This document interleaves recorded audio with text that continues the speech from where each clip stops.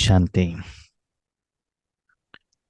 ಹೋದವಾರ ಭಾನುವಾರ ಬಾಬಾರವರ ಮುರಳಿಯ ಆಧಾರದ ಮೇಲೆ ನಾವೆಲ್ಲರೂ ಸಹ ಆಧ್ಯಾತ್ಮಿಕವಾಗಿ ನಿರಾಕಾರ ರೂಪದಲ್ಲಿ ದೀಪಾವಳಿಯನ್ನ ಆಚರಣೆಯನ್ನ ಮಾಡಿದ್ದೀವಿ. ಬೀಹದ್ದಿನಲ್ಲಿ ಭಗವಂತನ ಪ್ರಕಾಶವನ್ನ ವಿಶ್ವದ ಎಲ್ಲ ಕಡೆಗೆ ಪ್ರಸರಿಸುವ ಮೂಲಕ ಅಂಧಕಾರವನ್ನ ದೂರ ಮಾಡಿ ಸರ್ವರಿಗೂ ಪರಮಾತ್ಮನ ಸುಖವನ್ನ ಕೊಡುವಂತಹ ಸತ್ಯನಿತ್ಯ ದೀಪಾವಳಿಯನ್ನ ಬಾಬಾ ನಮ್ಮ ಜೊತೆಗೆ ಆಚರಣೆಯನ್ನ ಮಾಡಿಕೊಂಡಿದ್ರು.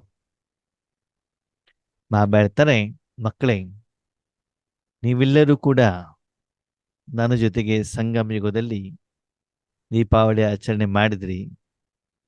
ಕಜ್ಜಾಯ ತಿಂದಿರ್ಬೋದು, ದೀಪ ಬೆಳಗಿಸಿರ್ಬೋದು, ನೃತ್ಯವನ್ನ ಮಾಡಿರ್ಬೋದು, ಆನಂದ ಆಗಿರಬಹುದು.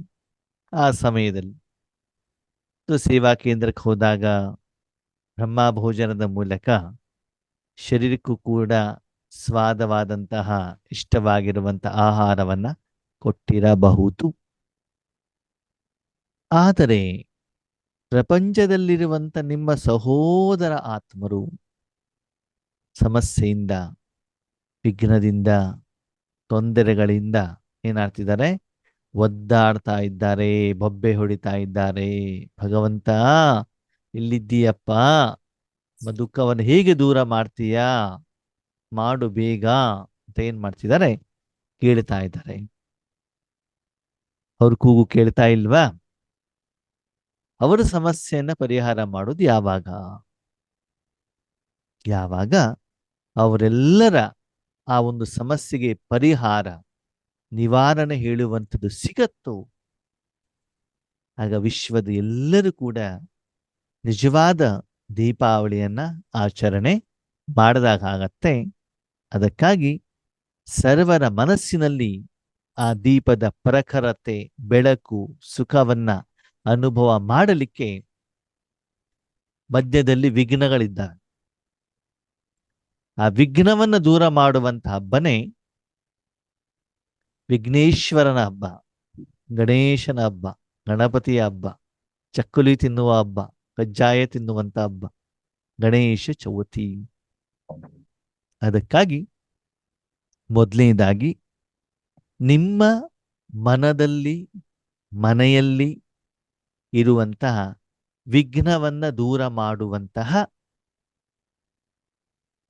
ಕರ್ಮವನ್ನ, ಸಾಧನೆಯನ್ನ ಮಾಡಿ, ಜೊತೆಗೆ ವಿಶ್ವದಲ್ಲಿರುವಂತಹ ಸರ್ವರ ಎಲ್ಲ ರೀತಿಯ ಮಾನಸಿಕ, ಶಾರೀರಿಕ, ಸಾಮಾಜಿಕ, ಹಣಕಾಸಿನ ಯಾವುದೇ ರೀತಿಯ ಕಾಯಿಲೆಗಳು, ಸಮಸ್ಯೆಗಳಿದ್ರೂ ಅದನ್ನ ನಿವಾರಣೆಯನ್ನ ಮಾಡಲಿಕ್ಕೆ ನಿಮಿತ್ತರು ಆಗ್ಬೇಕಾಗ್ತದೆ.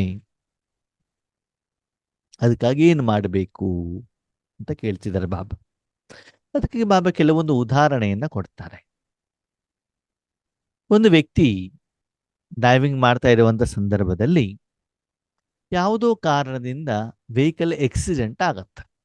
ಕಾರಣ ಏನೇ ಇರ್ಬೋದು. ಹಸು ಅಡ್ಡ ಬಂತು, ನಾಯಿ ಅಡ್ಡ ಬಂತು, ಎದುರುಗಡೆ ಒಂದು ತಪ್ಪಿತ್ತು, ಈ ಮುಂದೆ ತಪ್ಪಿತ್ತು, ನಿದ್ರೆ ಬಂದಿತ್ತು, ಡ್ರಿಂಕ್ಸ್ ಮಾಡಿದ್ರು, ಕಾರಣ ಏನೇ ಇರ್ಬೋದು. ಆ ವೆಹಿಕಲ್ ಅನ್ನು ಎಲ್ಲಿ ತಗೊಂಡು ಹೋಗ್ತಾನೆ ಅವನು? ಗ್ಯಾರೇಜಿಗೆ ತಗೊಂಡು ಹೋಗ್ತಾನೆ. ಆ ವೆಹಿಕಲ್ ಅನ್ನ ಸರಿ ಮಾಡುವಂತಹ ಸಾಧನ, ವ್ಯವಸ್ಥೆ ಆ ಗ್ಯಾರೇಜಿನಲ್ಲಿ ಇದೆ. ಅವನೇನ್ ಹೇಳ್ತಾನೆ, ನೀ ಎಲ್ಲಾದ್ರೂ ಆಕ್ಸಿಡೆಂಟ್ ಮಾಡ್ಕೊಂಡು ಬಾರಪ್ಪ, ನಾನು ಸರಿ ಮಾಡ್ಬೋದು, ಇಷ್ಟ ಹಣ ಕೊಡು, ನಾನು ಸರಿ ಮಾಡಿ ಕೊಡ್ತೇನೆ. ಸರಿನಾ? ಅಂದ್ರೆ ನಿವಾರಣೆ. ಕಾರಣ ಏನು ಅಂತ ಕೇಳೋದಿಲ್ಲ. ಇವತ್ತಿನ ದಿನದಲ್ಲಿ ಕಾರಣ ಬೇಕಾಗ್ತದೆ. ಯಾಕಂತಂದ್ರೆ ಆಕ್ಸಿಡೆಂಟ್ ಏನಾದ್ರೂ ಆಗ್ಬಿಟ್ರ ಮೇಲೆ ಅದಕ್ಕಾಗಿ ಕಾರಣಗಳು ಬೇಕಾಗ್ತಾವ. ಸರಿನಾ?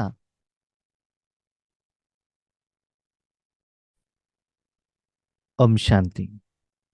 ಆ ರೀತಿ ವಿಘ್ನವನ್ನ ವಿನಾಶ ಮಾಡಲಿಕ್ಕೆ ನಾವು ನಿಮಿತ್ತವಾಗಬೇಕಾಗ್ತದೆ. ವೆಹಿಕಲ್ ತಂದಾಗ ಅದನ್ನ ಸರಿ ಮಾಡ್ಕೊಡ್ಬೇಕಷ್ಟೇ. ಇನ್ನು ಕೆಲವೊಂದ್ಸಲ ಶಾರೀರಿಕ ಆರೋಗ್ಯ ಸರಿ ಇಲ್ಲ ಅಂತ ಹೇಳ್ಬಿಟ್ಟು ನಾವು ಡಾಕ್ಟರ್ ಹತ್ರ ಹೋದಾಗ, ಡಾಕ್ಟರ್ ಎದುರುಗಡೆ ತುಂಬಾ ಪೇಷಂಟ್ಗಳು ಇರುವಂತ ಸಂದರ್ಭದಲ್ಲಿ ಆತ್ಮೀಯರೇ, ಕಾಯಿಲೆ ಯಾಕೆ ಬಂತು ಅಂತ ಕೇಳಲಿಕ್ಕೆ ಅವನಿಗೆ ಪುರ್ಸತ್ತಿರೋದಿಲ್ಲ.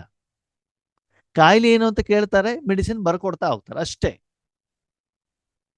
ನಮ್ಮ ಊರಿಂದ ಒಂದು 150-200 ಕಿಲೋಮೀಟರ್ ದೂರದಲ್ಲಿ ಶಿವಮೊಗ್ಗ ಜಿಲ್ಲೆಯಲ್ಲಿ ಒಂದು ಕ್ಯಾನ್ಸರಿಗೆ ಔಷಧಿ ಕೊಡುವಂತ ಒಂದು ಸ್ಥಳ ಇದೆ.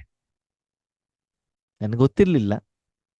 ಕೊರೋನಾ ಸಂದರ್ಭದಲ್ಲಿ ಅಂದ್ರೆ ಅಲ್ಲಿ ಕೊಡ್ತಾರೆ ಅಂತ ಗೊತ್ತಿತ್ತು, ಅದರಲ್ಲಿ ಹೋಗುವಂತ ಅವಶ್ಯಕತೆ ಬಂದಿರಲಿಲ್ಲ.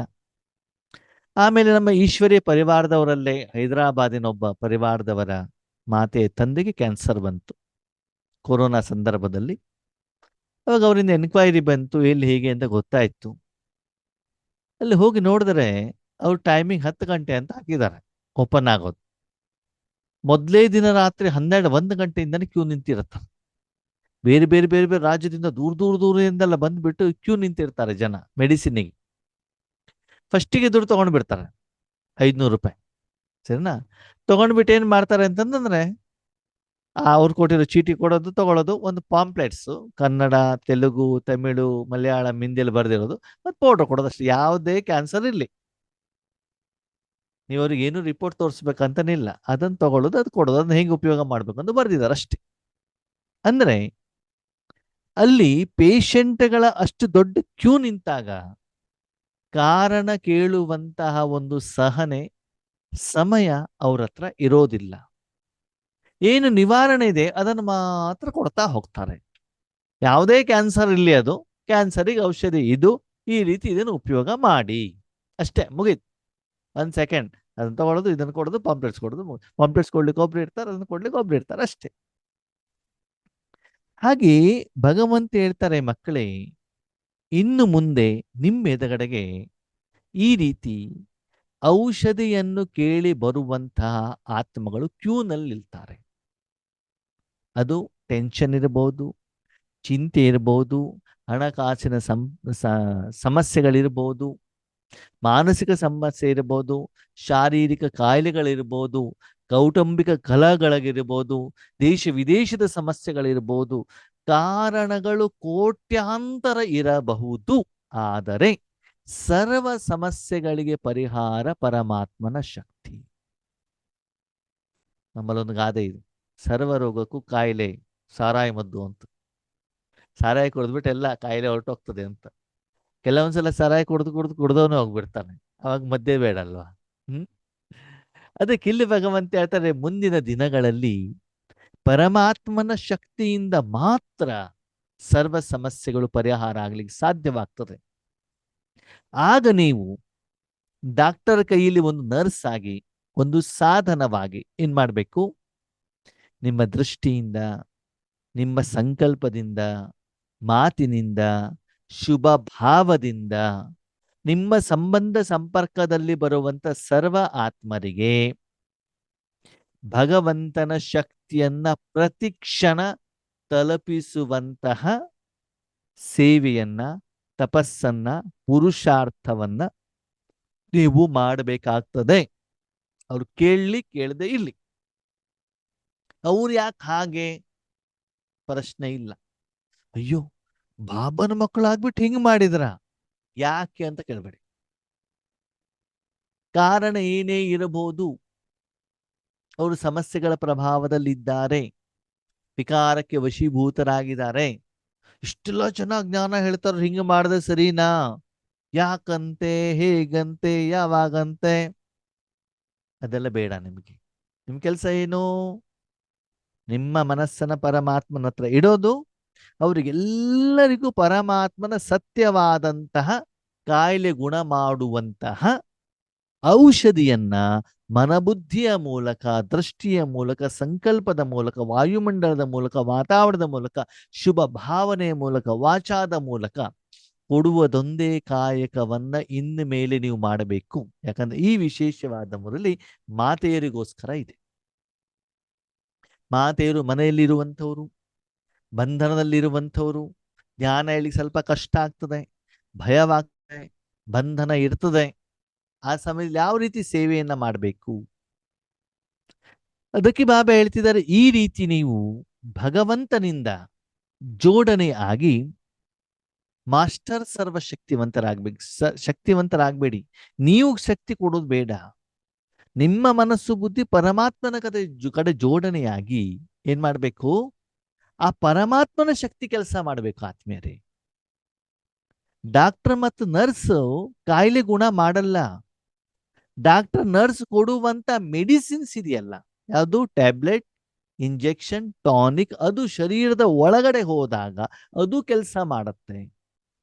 ಯಾರೋ ರಿಸರ್ಚ್ ಮಾಡದಂಥವರು ಡಾಕ್ಟರ್ ಮತ್ತು ನರ್ಸ್ಗಳ ಮೂಲಕ ಆ ಔಷಧಿ ಕೊಡುವಂತ ಕೆಲಸವನ್ನ ಮಾಡ್ತಾರೆ.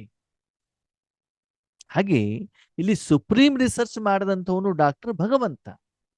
ನೀವು ಕೇವಲ ಅವನ ಜೊತೆ ಕನೆಕ್ಟ್ ಆಗಿರಿ.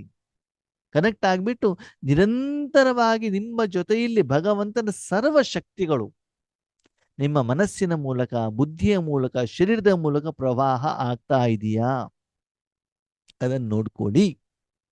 ಈ ರೀತಿ ನೀವು ಆ ಕರ್ಮವನ್ನು ಮಾಡಿದಾಗ ಆತ್ಮೀಯರೇ, ನೀವು ನಿರಾಕಾರ ರೂಪದಲ್ಲಿ ಈ ರೀತಿ ಸೇವೆಗೆ ನಿಮಿತ್ತರಾದಾಗ ಅವರು ಮನದಾಳದಿಂದ, ಆನಂದದಿಂದ, ಖುಷಿಯಿಂದ ನಿಮಗೆ ಥ್ಯಾಂಕ್ ಯು ಅಂತ ನಿಮಗೆ ಮತ್ತು ನಿಮ್ಮ ಅಪ್ಪನಿಗೆ ಅಂದರೆ ಭಗವಂತನಿಗೆ ಧನ್ಯವಾದ ಹೇಳ್ತಾರೆ.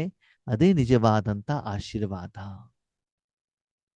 ತುಂಬಾ ವರ್ಷದಿಂದ ಕಾಯಿಲೆಯಿಂದ ಬೆಳಲಿ ಬೆಂದು ನೋವನ್ನು ಅನುಭವಿಸ್ತಾ ಇರುವಂತ ಒಂದು ಆತ್ಮನಿಗೆ, ಯಾವುದೇ ಕಾಯಿಲೆ ಇರ್ಬೋದು, ಶಾರೀರಿಕ, ಮಾನಸಿಕ, ವೈಯಕ್ತಿಕ, ಅವರಿಗೆ ನೀವು ಪರಿಹಾರವನ್ನು ಕೊಟ್ಟಾಗ ಎಷ್ಟು ಖುಷಿಯಿಂದ ಧನ್ಯವಾದವನ್ನು ಹೇಳ್ತಾರಲ್ಲ.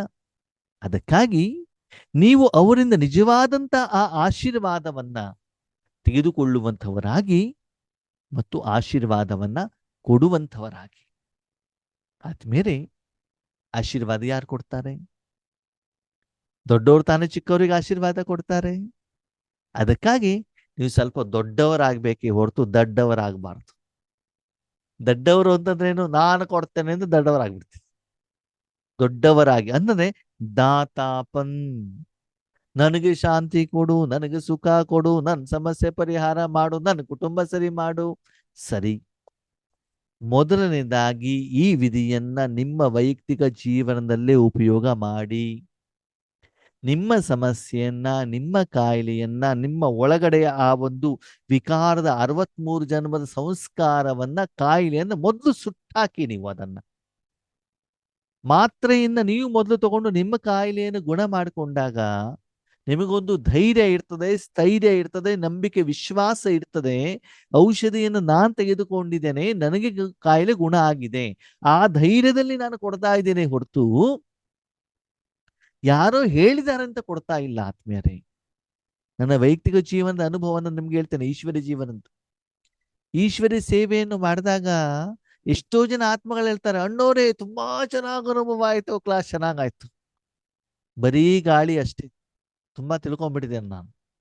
ಎದುರುಗಡೆ ಹೊಗಳೋದಷ್ಟೇ, ಹಿಂದ್ಗಡೆ ಸರಿಯಾಗಿ ಕಾಲು ಎಳಿತಾರೆ, ಹಿಂದ್ಗಡೆ ಚಾಕು ಹಾಕೋದು ಅಂತ ಹೇಳ್ತಾರೆ, ನಿಂದನೆ ಮಾಡ್ತಾರೆ.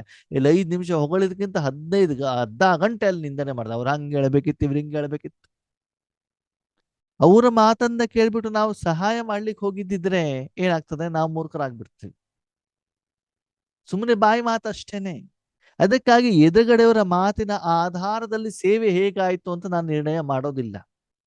ನಾನು ನಿರ್ಣಯ ಮಾಡೋದು ಯಾವುದರ ಆಧಾರದಲ್ಲಿ ಗೊತ್ತಾ?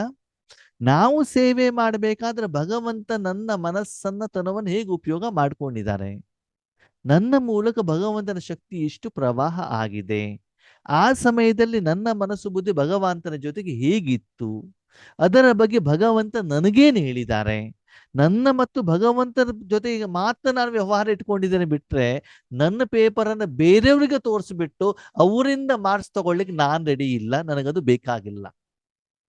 ನನಗೆ ಮಾರ್ಕ್ಸ್ ಕೊಡುವಂತ ನನ್ನ ಟೀಚರ್ ಶಿವಬಾಬಾ, ಅವನಿಂದ ನನಗೆ ಆನ್ಸರ್ ಬೇಕು. ಯಾಕಂದ್ರೆ ಕ್ವಶನ್ ಕೊಟ್ಟವನು ಅವನು, ಅವನಿಗೆ ನಾನು ಸ್ಯಾಟಿಸ್ಫ್ಯಾಕ್ಷನ್ ಮಾಡಬೇಕೇ ಹೊರತು ನನ್ನ ಜೊತೆಲಿರೋನಿಗೆ ನಾನು ಸಂತೃಪ್ತ ಮಾಡೋದಲ್ಲ.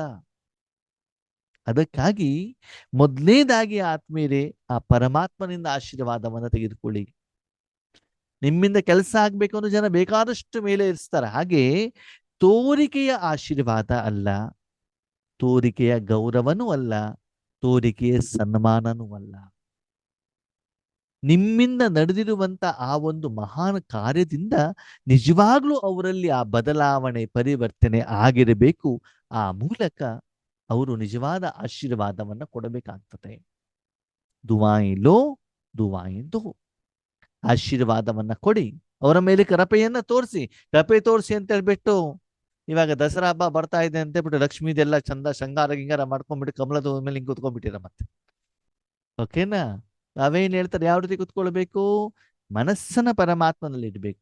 ಕಾರಣ ಏನೇ ಇರಲಿ, ಎಲ್ಲ ಸಮಸ್ಯೆಗಳಿಗೂ ಪರಿಹಾರ ಒಂದೇ, ಪರಮಾತ್ಮನ ಶಕ್ತಿ. ಒಂದೇ ಒಂದು ವಿಡಿಯೋದಲ್ಲಿ ಬರ್ತಾ ಇತ್ತು, ಒಬ್ಬ ಸ್ವಾಮೀಜಿ, ಪ್ರಸಿದ್ಧವಾಗಿರೋ ಒಂದು ಸ್ವಾಮೀಜಿ ಹೇಳ್ತಾರೆ, ನೀವು ನಮ್ಮ ಹತ್ರ ಬಂದ್ಬಿಟ್ಟು ಸಮಸ್ಯೆ ಪರಿಹಾರ ಮಾಡಿ ಅಂದ್ರೆ ಯಾವ ಸ್ವಾಮೀಜಿನೂ ಏನೂ ಮಾಡ್ಲಿಕ್ಕೆ ಆಗಲ್ಲ, ನನಗೂ ಮಾಡ್ಲಿಕ್ಕೆ ಆಗೋದಿಲ್ಲ. ಹಾಗೆ ಮಾಡೋದಿದ್ರೆ ನಾನು ಇಲ್ಲಾಕೆ ಬರ್ಬೇಕಿತ್ತು, ಮನೇಲಿ ಕೂತ್ಕೊಂಡ್ಬಿಟ್ಟು ನಿಮ್ಗೆ ಆಶೀರ್ವಾದ ಮಾಡ್ಬೋದಿತ್ತಲ್ವಾ? ನಿಮ್ ಮನೆಗಳಲ್ಲಿ ಹೋಗ್ಬಿಟ್ಟು ಮಾಂಸಾಹಾರವನ್ನ ತಿಂದು ಪ್ರಾಣಿಯ ವಧೆ ಮಾಡೋ ಸರಾಯಿ ಕುಡ್ಕೊಂಡ್ಬಿಟ್ಟು ಇಲ್ಲಿ ನನ್ ತಪ್ಪಾಯ್ತು ಕ್ಷಮಿಸು ಅಂತ ನಾವೆಲ್ಲಿಂದ ಕ್ಷಮಿಸೋಣ? ಕ್ಷಮಿಸ್ಲಿಕ್ಕೆ ಆಗೋದಿಲ್ಲ. ಭಗವಂತನ ನೆನಪು, ನೀವು ಮಾಡಿರುವಂತ ಸತ್ಕಾರ್ಯ, ಇದರಿಂದ ಮಾತ್ರ ನಿಮಗೆ ರಕ್ಷಣೆ ಸಿಗ್ತದೆ. ನಿಮ್ಮ ಕರ್ಮದ ಫಲ ನಿಮ್ಗೆ ಸಿಗತ್ತೆ ಬಿಟ್ರೆ ಬೇರೆ ಯಾವ ಮನುಷ್ಯಾತ್ಮರು ಏನೂ ಮಾಡ್ಲಿಕ್ಕೆ ಆಗೋದಿಲ್ಲ. ಅದಕ್ಕೆ ಆತ್ಮೀಯರೇ, ಪರಮಾತ್ಮನ ಶಕ್ತಿ ಮಾತ್ರ ಯಾವುದೋ ಆತ್ಮವನ್ನ ಪರಿವರ್ತನೆ ಮಾಡ್ಲಿಕ್ಕೆ ಸಾಧ್ಯ, ಕಲ್ಯಾಣದ ಕಡೆ ಕರ್ಕೊಂಡು ಹೋಗ್ಲಿಕ್ಕೆ ಸಾಧ್ಯ. ಅದಕ್ಕಾಗಿ ದೇಶದ ಸಮಸ್ಯೆಗಳಿರ್ಬೋದು, ಊರಿನ ಸಮಸ್ಯೆ ಇರ್ಬೋದು, ವೈಯಕ್ತಿಕ ಸಮಸ್ಯೆಗಳಿರ್ಬೋದು, ಕೌಟುಂಬಿಕ ಸಮಸ್ಯೆಗಳಿರ್ಬೋದು, ಹಣಕಾಸಿಂದಿರ್ಬೋದು, ಶಾರೀರಿಕ ಕಾಯಿಲೆಗಳಿರ್ಬೋದು, ಎಲ್ಲ ಸಮಸ್ಯೆಗಳಿಗೆ ಕಾರಣ ಏನು ತಿಳ್ಕೊಳ್ಳೋದು ಬೇಡ, ನಿವಾರಣೆ ಮಾಡ್ತಾ ಹೋಗಿ ಅಷ್ಟೇ. ಎಲ್ಲಾ ಸಮಸ್ಯೆಗಳಿಗೂ ಪರಿಹಾರ ಇದೆ. ಕೇವಲ ನಾನು ಪರಿಹಾರ ಕೊಡಬೇಕು ಹೇಳುವಂತ ದೃಷ್ಟಿಯಿಂದ ಆ ಶುಭ ಭಾವವನ್ನು ಇಟ್ಕೊಂಡು ನಿಮ್ಮ ಮನಸ್ಸು ಬುದ್ಧಿಯನ್ನ ಪರಮಾತ್ಮನ ಜೊತೆಗೆ ಜೋಡಣೆ ಮಾಡಿ, ಆವಾಗ ನೋಡಿ ಆ ಕರ್ಮ ಮಾಡಿಕೊಂಡು ಬಂದ ಮೇಲೆ, ಹೀಗೆ ಒಬ್ಬ ಡಾಕ್ಟರ್ ಕೆಲಸ ಮಾಡ್ಕೊಂಡು ಬಂದ ಮೇಲೆ ಲೆಕ್ಕ ಮಾಡ್ತಾನೆ, ಇವತ್ತು ಎಷ್ಟು ಸಂಪಾದನೆ ಆಯ್ತು ಅಂತ, ಅಲ್ವಾ? ಹಾಗೆ ಮಾಡಿದ ತಕ್ಷಣದಲ್ಲಿ ಬಾಬಾ ಹೇಳ್ತಾರೆ, ಪ್ರತ್ಯಕ್ಷ ಫಲವನ್ನು ನಾನು ಕೊಡ್ತೇನೆ, ನಿನ್ನ ಮನಸ್ಸು ಹಗೂರವಾಗಿರ್ತದೆ, ಸಂಪಾದನೆ ಆಗಿರುವಂತ ಅನುಭವ ನಿನಗಾಗ್ತದೆ, ವಿಕರ್ಮ ವಿನಾಶ ಆಗಿರುವಂತ ಅನುಭವ ಆಗ್ತದೆ, ಮನಸ್ಸಿನಿಂದ ಅವರು ಆಶೀರ್ವಾದ ಕೊಟ್ಟಿರೋದು ನಿಮ್ಗೆ ಗೊತ್ತಾಗತ್ತೆ. ಈ ರೀತಿ ಇನ್ನು ಮೇಲೆ ನಿತ್ಯ ನಿರಂತರವಾಗಿ ಸೂಕ್ಷ್ಮ ರೂಪದಲ್ಲೇ ವಿಶ್ವದಲ್ಲಿ ಸರ್ವರ ಸಮಸ್ಯೆಗಳನ್ನ ಪರಿಹಾರ ಮಾಡುವಂತ ಕಾರ್ಯವನ್ನ ಮಾಡಬೇಕು. ನಿಮ್ಗಿಂತ ಸೀನಿಯರ್ ಇರುವಂತ ಆತ್ಮರಿರ್ಬೋದು, ಜೂನಿಯರ್ ಇರ್ಬೋದು, ಈಶ್ವರೀಯ ಪರಿವಾರದವ್ರು ಇರ್ಬೋದು, ಲೌಕಿಕದವ್ರು ಇರ್ಬೋದು, ಯಾವುದೇ ಜಾತಿ ಮತ ಪಂಥ ಭೇದ, ಹಿಂದೂ ಮುಸ್ಲಿಂ ಕ್ರಿಶ್ಚಿಯನ್, ಬಡವರು ಶ್ರೀಮಂತರು, ಸ್ತ್ರೀ ಪುರುಷ ಯಾರೇ ಇರ್ಲಿ, ಅದನ್ನು ಯಾವುದನ್ನು ನೋಡುವಂಗಿಲ್ಲ. ಜಡ ವಸ್ತುಗಳಿಗೆ ಸಂಬಂಧಪಟ್ಟಿದ್ದಿರ್ಬೋದು, ಚೈತನ್ಯ ಶಕ್ತಿಗಳಿಗೆ ಸಂಬಂಧಪಟ್ಟಿದ್ದಿರ್ಬೋದು, ನಿಮ್ಮದು ಒಂದೇ ಕೆಲಸ. ಏನು ಕೆಲಸ? ಎಲ್ಲರ ಸಮಸ್ಯೆಯನ್ನ ನಿವಾರಣೆ ಮಾಡೋದು ಅಷ್ಟೇ. ಯಾವಾಗ ಔಷಧಿ ಒಂದೇ ಅಂತ ಅಂದ್ಮೇಲೆ ಬಂದವರಿಗೆಲ್ಲ ಅದನ್ನು ಕೊಡ್ತಾ ಹೋದ್ರಾಯ್ತಲ್ವಾ? ಕಾಯಿಲೆ ಏನು ಕೇಳಬೇಕಾಗಿದ್ದ ಅವಶ್ಯಕತೆ ಇಲ್ಲ. ಎಷ್ಟೇ ಕೇಳಿದ್ರು ಕೂಡ ಫೈನಲ್ ಕೊಡೋದು ಒಂದೇ ಔಷಧಿ ಅಂತಂದ್ಮೇಲೆ ಕಾಯಿಲೆಯನ್ನು ಕೇಳ್ಕೊಂಡು ಯಾಕೆ ಮನಸ್ಸಿನಲ್ಲಿ ಇಟ್ಕೊಳ್ತೀರಾ? ಅವ್ರದೆಲ್ಲ ವಿಚಾರವನ್ನು ಕೇಳ್ತಾ ಕೇಳ್ತಾ ಹೋದಾಗ ಏನಾಗತ್ತೆ ಅಂತಂದ್ರೆ, ನಾವು ಯೋಗದಲ್ಲಿ ಕೂತ್ಕೊಂಡಾಗ ಅದೇ ನೆನಪು ಬರ್ತದೆ, ಓ ಇವ್ರ ಮನೇಲಿ ಹೀಗಂತೆ, ಇವ್ರ ಮನೇಲಿ ಹೀಗಂತೆ, ಇವ್ರ ಸಮಸ್ಯೆ ಹೀಗಂತೆ ಅಂತ ಬಿಟ್ಟು. ಓಕೆ, ಅದಕ್ಕೆ ಬಾಬಾ ಹೇಳ್ತಾರೆ, ಅದರ ಅನಿವಾರ್ಯತೆ ಅವಶ್ಯಕತೆ ಇಲ್ಲ.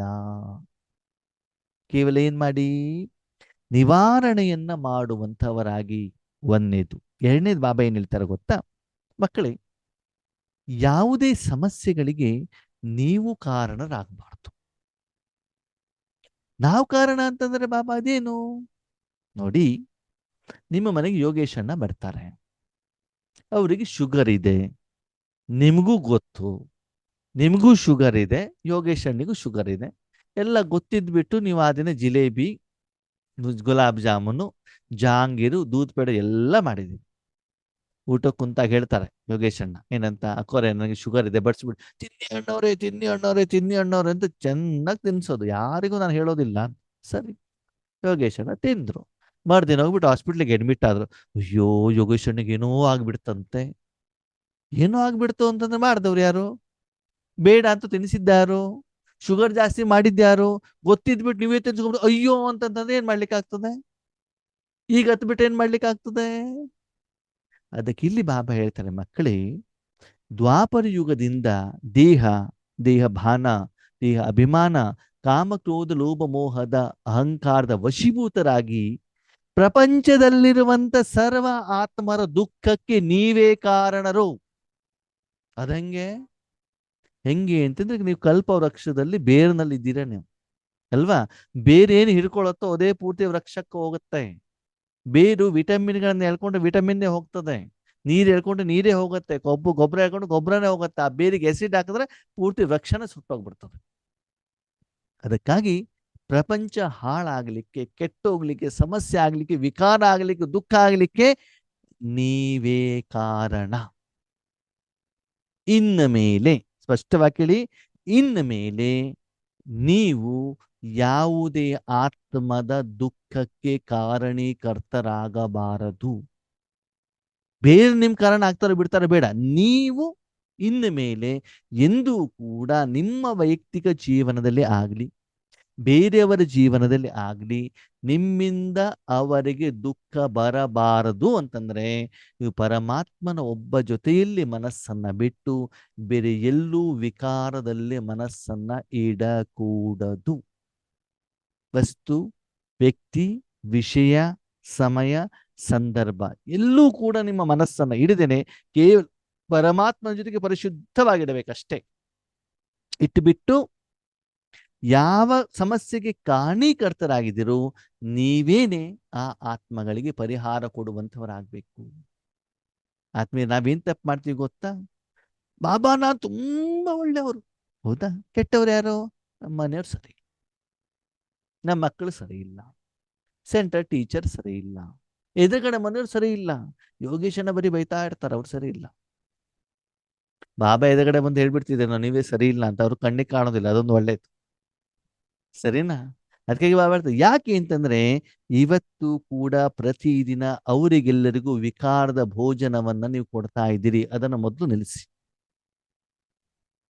ನಿಮ್ಮಿಂದ ಯಾರಿಗೂ ಕೂಡ ತೊಂದರೆ ಆಗಕೂಡದು, ಅವರ ತೊಂದರೆಗೆ ನೀವು ಕಾರಣರಾಗಬಾರದು. ನೀವು ಸದಾಕಾಲ ಅವರ ಕಾರಣ ಏನಿದ್ರು ಅದು ನಿವಾರಣೆ ಮಾಡುವಂಥವರಾಗಬೇಕು. ಅಂದ್ರೆ ಸದಾಕಾಲ ನಿಮ್ಮ ಮನಸ್ಸು ಪರಮಾತ್ಮನ ಜೊತೆಗೆ ಇದ್ಬಿಟ್ಟು ನಿಮ್ಮ ವೈಯಕ್ತಿಕ ಸಮಸ್ಯೆಗಳಿರ್ಬೋದು, ಬೇರೆಯವ್ರ ವೈಯಕ್ತಿಕ ಸಮಸ್ಯೆಗಳಿಗೆ ನೀವು ಪರಿಹಾರ ಕೊಡುವಂತ ದಾತ, ಮೂರ್ತಿ, ಪೂಜ್ಯರು ಆಗ್ಬೇಕಾಗ್ತದೆ ಆತ್ಮೀಯರೇ. ಅದಕ್ಕಾಗಿ ಇನ್ನು ಮೇಲೆ ನೀವು ಈ ರೀತಿ ಸ್ವರೂಪದಲ್ಲಿ ಇದ್ದಾಗ ನೀವು ಎಲ್ಲೇ ಹೋದ್ರೂ ಭಗವಂತ ನಿಮ್ಮನ್ನು ಎಲ್ಲೇ ಕಳಿಸಿದ್ರು ಕೂಡ ನಿಮ್ಮ ಮೂಲಕ ಸಮಸ್ಯೆ ಪರಿಹಾರ ಆಗತ್ತೆ ಹೊರತು ನೀವು ಕಾರಣೀಕರ್ತರಾಗೋದಿಲ್ಲ. ಡಾಕ್ಟರ್ ಆದಂತ ಎಲ್ಲೇ ಹೋದ್ರೂ ಕೂಡ ಪೇಷಂಟ್ಗಳ ಕಾಯಿಲೆ ಗುಣ ಆಗ್ಬೇಕು ಅಂತ ಮಾಡಬೇಕು ಅಂತ ಯೋಚನೆಯಲ್ಲಿ ಇರ್ತಾನ ಅವನು ಅಲ್ವಾ? ಹಾಗೆ ಆ ಶಕ್ತಿ ಯೋಗ್ಯತೆ ನಿಮ್ಮಲ್ಲಿದೆ. ವಿಶ್ವ ಪರಿವರ್ತನೆ ಮಾಡುವಂತ ಶಕ್ತಿ ಅಂತಂದ್ರೆ ಬಾಬಾ ಶಕ್ತಿ ಇರೋದು ಭಗವಂತನಲ್ಲೇ. ಆದರೆ ನೀವು ರಾಜಯೋಗದ ಮೂಲಕ ಶುದ್ಧ ಮನಸ್ಸಿನಿಂದ ಭಗವಂತನ ಯಥಾರ್ಥ ಶಕ್ತಿಯನ್ನ, ಆ ಒಂದು ಔಷಧಿಯನ್ನ ಬೇರೆಯವರಿಗೆ ಕೊಡ್ಲಿಕ್ಕೆ ನಿಮಿತ್ತರಾಗಬೇಕು. ಆದ್ಮೇಲೆ ದಯವಿಟ್ಟು ಗಮನ ಇಲ್ಲಿ, ಭಗವಂತನ ಯಥಾರ್ಥ ಶಕ್ತಿಯನ್ನು ಮಾತ್ರ ವಿಶ್ವ ಕೊಡ್ಲಿಕ್ಕೆ ನಿಮಿತ್ತರಾಗಿ ಹೊರತು ಆ ಔಷಧಿ ಮನೆ ತಗೊಂಡು ಬಂದ್ಬಿಟ್ಟು ಮಿಕ್ಸರ್ ಮಾಡಿ ನಿಮ್ದೇನೋ ಒಂದು ಸೇರಿಸ್ಬಿಟ್ಟು ಅವರಿಗೆ ಔಷಧಿಯನ್ನು ಕೊಟ್ಟಾಗ ಅವ್ರ ಕಾಯಿಲೆ ಗುಣ ಆಗೋದಿಲ್ಲ. ದಯವಿಟ್ಟು ಸ್ವಾರ್ಥಿಗಳಾಗಬೇಡಿ, ಲೋಭಿಗಳಾಗಬೇಡಿ, ವ್ಯಾಪಾರ ಮಾಡಬೇಡಿ. ವ್ಯಾಪಾರ ಅಂತಂದ್ರೆ ಏನು? ದುಡ್ಡು ಕೊಟ್ರೆ ಮಾತ್ರ ನಿಮ್ದಷ್ಟೇ ಕೊಡ್ತಾನೆ, ಇಲ್ಲಾಂದ್ರೆ ಕೊಡೋದಿಲ್ಲ. ಸನ್ಮಾನ ಮಾಡಿದ್ರೆ ಮಾತ್ರ, ಹೊಗಳದ ಮಾತ್ರ. ನೀನು ನನಗೆ ಜಗಳ ಮಾಡ್ತೀಯಲ್ಲ, ನಿಂದನೆ ಮಾಡ್ತೀಯಲ್ಲ, ನಾನು ಕೊಡೋದಿಲ್ಲ. ಎಷ್ಟು ಬೇಕಾದ್ರೂ ನಿಮ್ಮ ನಿಂದನೆ ಮಾಡಲಿ, ಎಷ್ಟು ಬೇಕಾದ್ರೂ ಕಾಲಿಳಿಲಿ, ಎಷ್ಟು ಬೇಕಾದ್ರೂ ಬೈಲಿ, ಏನು ಬೇಕಾದ್ರೂ ಮಾಡಲಿ, ಮೋಸ ಮಾಡಲಿ, ನೀವು ಸದಾ ಕಾಲ ಬಾಬಾ ಆತ್ಮನಿಗೆ ಒಳ್ಳೆಯದಾಗ್ಲಿ ಸಂಕಲ್ಪವನ್ನ ಮಾಡಿ. 5,000 ವರ್ಷದಲ್ಲಿ ಭಗವಂತನಿಗೆ ಇಷ್ಟು ನಿಂದನೆ ಆಗಿದೆ, ಬೇರೆ ಯಾರಿಗೂ ಆಗಿಲ್ಲ. ಆದ್ರೆ ಈ ಭಗವಂತ ಸದಾ ಕಾಲ ಮಕ್ಕಳ ಒಳ್ಳೆಯದನ್ನೇ ಇಷ್ಟಪಡ್ತಾರೆ. ಅದಕ್ಕಾಗಿ ಈ ರೀತಿ ನೀವು ತಂದೆಗೆ ಯೋಗ್ಯ ಮಕ್ಕಳಾಗಬೇಕು. ಈ ರೀತಿ ಮಕ್ಕಳ ಜೊತೆಗೆ ಬಾಬಾ ಪ್ರೀತಿಯ ಸ್ವರೂಪದಲ್ಲಿ ಮಿಲನ ಮಾಡ್ಲಿಕ್ಕೆ ಬಂದಿದ್ದಾರಂತ. ಪ್ರೀತಿಯಿಂದ ನೀವು ಕರೆದ್ರೆ ನಾನು ಬಂದ್ಬಿಟ್ಟಿದ್ದೇನೆ. ಅವ್ಯಕ್ತ ರೂಪದಲ್ಲೂ ಸದಾ ಮಿಲನವನ್ನ ಮಾಡ್ತಾ ಇರ್ತೀವಿ. ಸಾಕಾರ ರೂಪದಲ್ಲಿ ಬಾಬಾ ಬಾ ಅಂತ ಕರೆದಾಗ ನಮಗೆ ಬರದೇ ಇರ್ಲಿಕ್ಕೆ ಆಗಿಲ್ಲ. ಅದನ್ನು ಮಾತೆಯರಿಗೋಸ್ಕರ ವಿಶೇಷವಾಗಿ ನಾನು ಬಂದಿದ್ದೇನೆ. ಬಂದ್ಮೇಲೆ ಮಾತೆಯರಿಗೆ ವರದಾನ ಕೊಡದೆ ಇರ್ಲಿಕ್ಕೆ ಆಗತ್ತಾ? ನಾನು ಕರೆದಿದ್ದೀನಿ ಅಂತಂದ್ಮೇಲೆ ಅಂದ್ರೆ ಮಾತೆಯರಿಗೆ ಮಾತ್ರ ಬಂದಿದ್ದೇನೆ ಅಂತಲ್ಲ, ಪಾಂಡವರಿಗೂ ಕೂಡ ಬಂದಿದ್ದೇನೆ. ಅದು ವಿಶೇಷವಾಗಿ ಮಾತೆಯರು ಸಹಜವಾಗಿ ಪುರುಷಾರ್ಥವನ್ನ ಮಾಡಬೇಕು, ಸಹಜವಾಗಿ ಸಾಧನೆಯನ್ನ ಮಾಡಬೇಕು, ಅವ್ರ ಸ್ಥಿತಿನ ಇಂಪ್ರೂವ್ಮೆಂಟ್ಸ್ ಮಾಡ್ಕೊಳ್ಬೇಕು. ಆ ವಿಧಿವಿಧಾನವನ್ನ ಇವತ್ತಿನ ದಿನ ಬಾಬಾ ಮುರಳಿಯ ಮೂಲಕ ಹೇಳ್ತಾ ಇದ್ದಾರೆ. ಅದಕ್ಕಾಗಿ ಇನ್ಮೇಲೆ ಮಕ್ಕಳೇ, ಮೊದಲನೇದಾಗಿ ನೀವು ಕಾರಣರಾಗಬಾರ್ದು ಯಾರದೇ ದುಃಖಕ್ಕೆ. ಆಲ್ರೆಡಿ ಬೇಕಾದಷ್ಟು ಸಾಲ ಮಾಡಿದಿರಿ, ಮತ್ತು ಹೊಸ ಸಾಲವನ್ನ ಮಾಡ್ಲಿಕ್ಕೆ ಹೋಗಬೇಡಿ. ಔಷಧಿಯನ್ನು ಕೊಡ್ತಾ ಹೋಗಿ. ನಿಮ್ಮಿಂದ ಕಾಯಿಲೆ ಅವರಿಗೆ ಬರೋದು ಬೇಡ. ಯಾರ ಬಗ್ಗೆ ನೆಗೆಟಿವ್ ಯೋಚನೆಯನ್ನ ಮಾಡಬೇಡಿ. ಸ್ವಪ್ನದಲ್ಲೂ ಕೂಡ ಬರಕೂಡದು. ಯಾರನ್ನು ಕಾಲೆಳೆಯುವಂತಹ ಒಂದು ಇಚ್ಛೆ, ಆಸಕ್ತಿ, ಸಂಕಲ್ಪ ಮನಸ್ಸಿನಲ್ಲಿ ಬೇಡ. ಈ ರೀತಿ ಪದಮಾಪದಮದಷ್ಟು ಸಂಪಾದನೆಯನ್ನ ಮಾಡುವಂತ ಕೆಲಸವನ್ನ ಮಾಡಿ. ಅದಕ್ಕಾಗಿ ಏನ್ ಮಾಡ್ಬೇಕಂತೆ, ಸಹಜವಾದ ಪುರುಷಾರ್ಥದ ವಿಧಿ ಏನು ಅಂತಂದ್ರೆ, ನಡೆದಾಡ್ತಾ, ಓಡಾಡ್ತಾ, ಸಂಬಂಧ ಸಂಪರ್ಕದಲ್ಲಿ ಬರ್ತಾ, ಪ್ರತಿಯೊಂದು ಆತ್ಮದ ಪ್ರತಿ ಹೃದಯದಿಂದ ಏನ್ ಕೊಡ್ಬೇಕು? ಬಾಬಾ ಇವ್ರಿಗೆ ಹಣಕಾಸಿನ ವ್ಯವಸ್ಥೆ ಆಗ್ಲಿ, ಇವರ ಆರೋಗ್ಯ ಸರಿಯಾಗ್ಲಿ ಅಲ್ಲ, ಪ್ರತಿಯೊಬ್ಬರಿಗೂ ಪರಮಾತ್ಮನ ಸತ್ಯ ಪ್ರೀತಿಯ ಅನುಭವ ಆಗ್ಲಿ, ಭಗವಂತನ ಸತ್ಯ ಜ್ಞಾನದ ಅನುಭವ ಆಗ್ಲಿ, ಭಗವಂತನ ಆಸ್ತಿಗೆ ಅಧಿಕಾರಿಗಳು ಅವರ ಆಗ್ಲಿ. ಆ ಸತ್ಯವಾದಂತಹ ಸುಖದ ಅತೀಂದ್ರಿಯ ಸುಖವನ್ನು ನೀವು ಅನುಭವ ಮಾಡಿದ್ದೀರಲ್ಲ, ಅದನ್ನು ಬೇರೆಯವರು ಕೊಡಬೇಕು ಅಂತ ಅನ್ಸೋದಿಲ್ವಾ? ಆತ್ಮರ ಒಂದು ವಿಷಯ ಅರ್ಥ ಮಾಡ್ಕೊಳ್ಳಿ. ಆ ಸತ್ಯವಾದ ಸುಖವನ್ನು ನೀವು ಅನುಭವ ಮಾಡಬೇಕು ಅಂದ್ರೆ ಎಷ್ಟು ನೀವು ಬೇರೆಯವ್ರಿಗೆ ಕೊಡ್ತಿರೋ ಅಷ್ಟು ಅನುಭವ ಚೆನ್ನಾಗಿ ಆಗ್ತದೆ. ಸ್ವಾರ್ಥಕ್ಕೋಸ್ಕರ ಮಾತ್ರ ಇಟ್ಕೊಂಡಿದ್ರೆ, ನಿಮ್ಗೆ ಮಾತ್ರ ಇಸ್ಕೊಂಡಿದ್ರೆ, ಆ ಭಗವಂತನ ಶಕ್ತಿಯನ್ನ ತನು ಧನ ಜನಕ್ಕೋಸ್ಕರ ಇಟ್ಕೊಂಡಿದ್ರೆ, ನಿಮ್ಮ ಹೆಸರು ಕೀರ್ತಿಯನ್ನು ಜಾಸ್ತಿ ಮಾಡ್ಕೊಳ್ಳೋದಕ್ಕೋಸ್ಕರ ಇಟ್ಕೊಂಡಿದ್ರೆ, ಸತ್ಯ ಪ್ರೀತಿಯ ಅನುಭವ ಆಗೋದಿಲ್ಲ.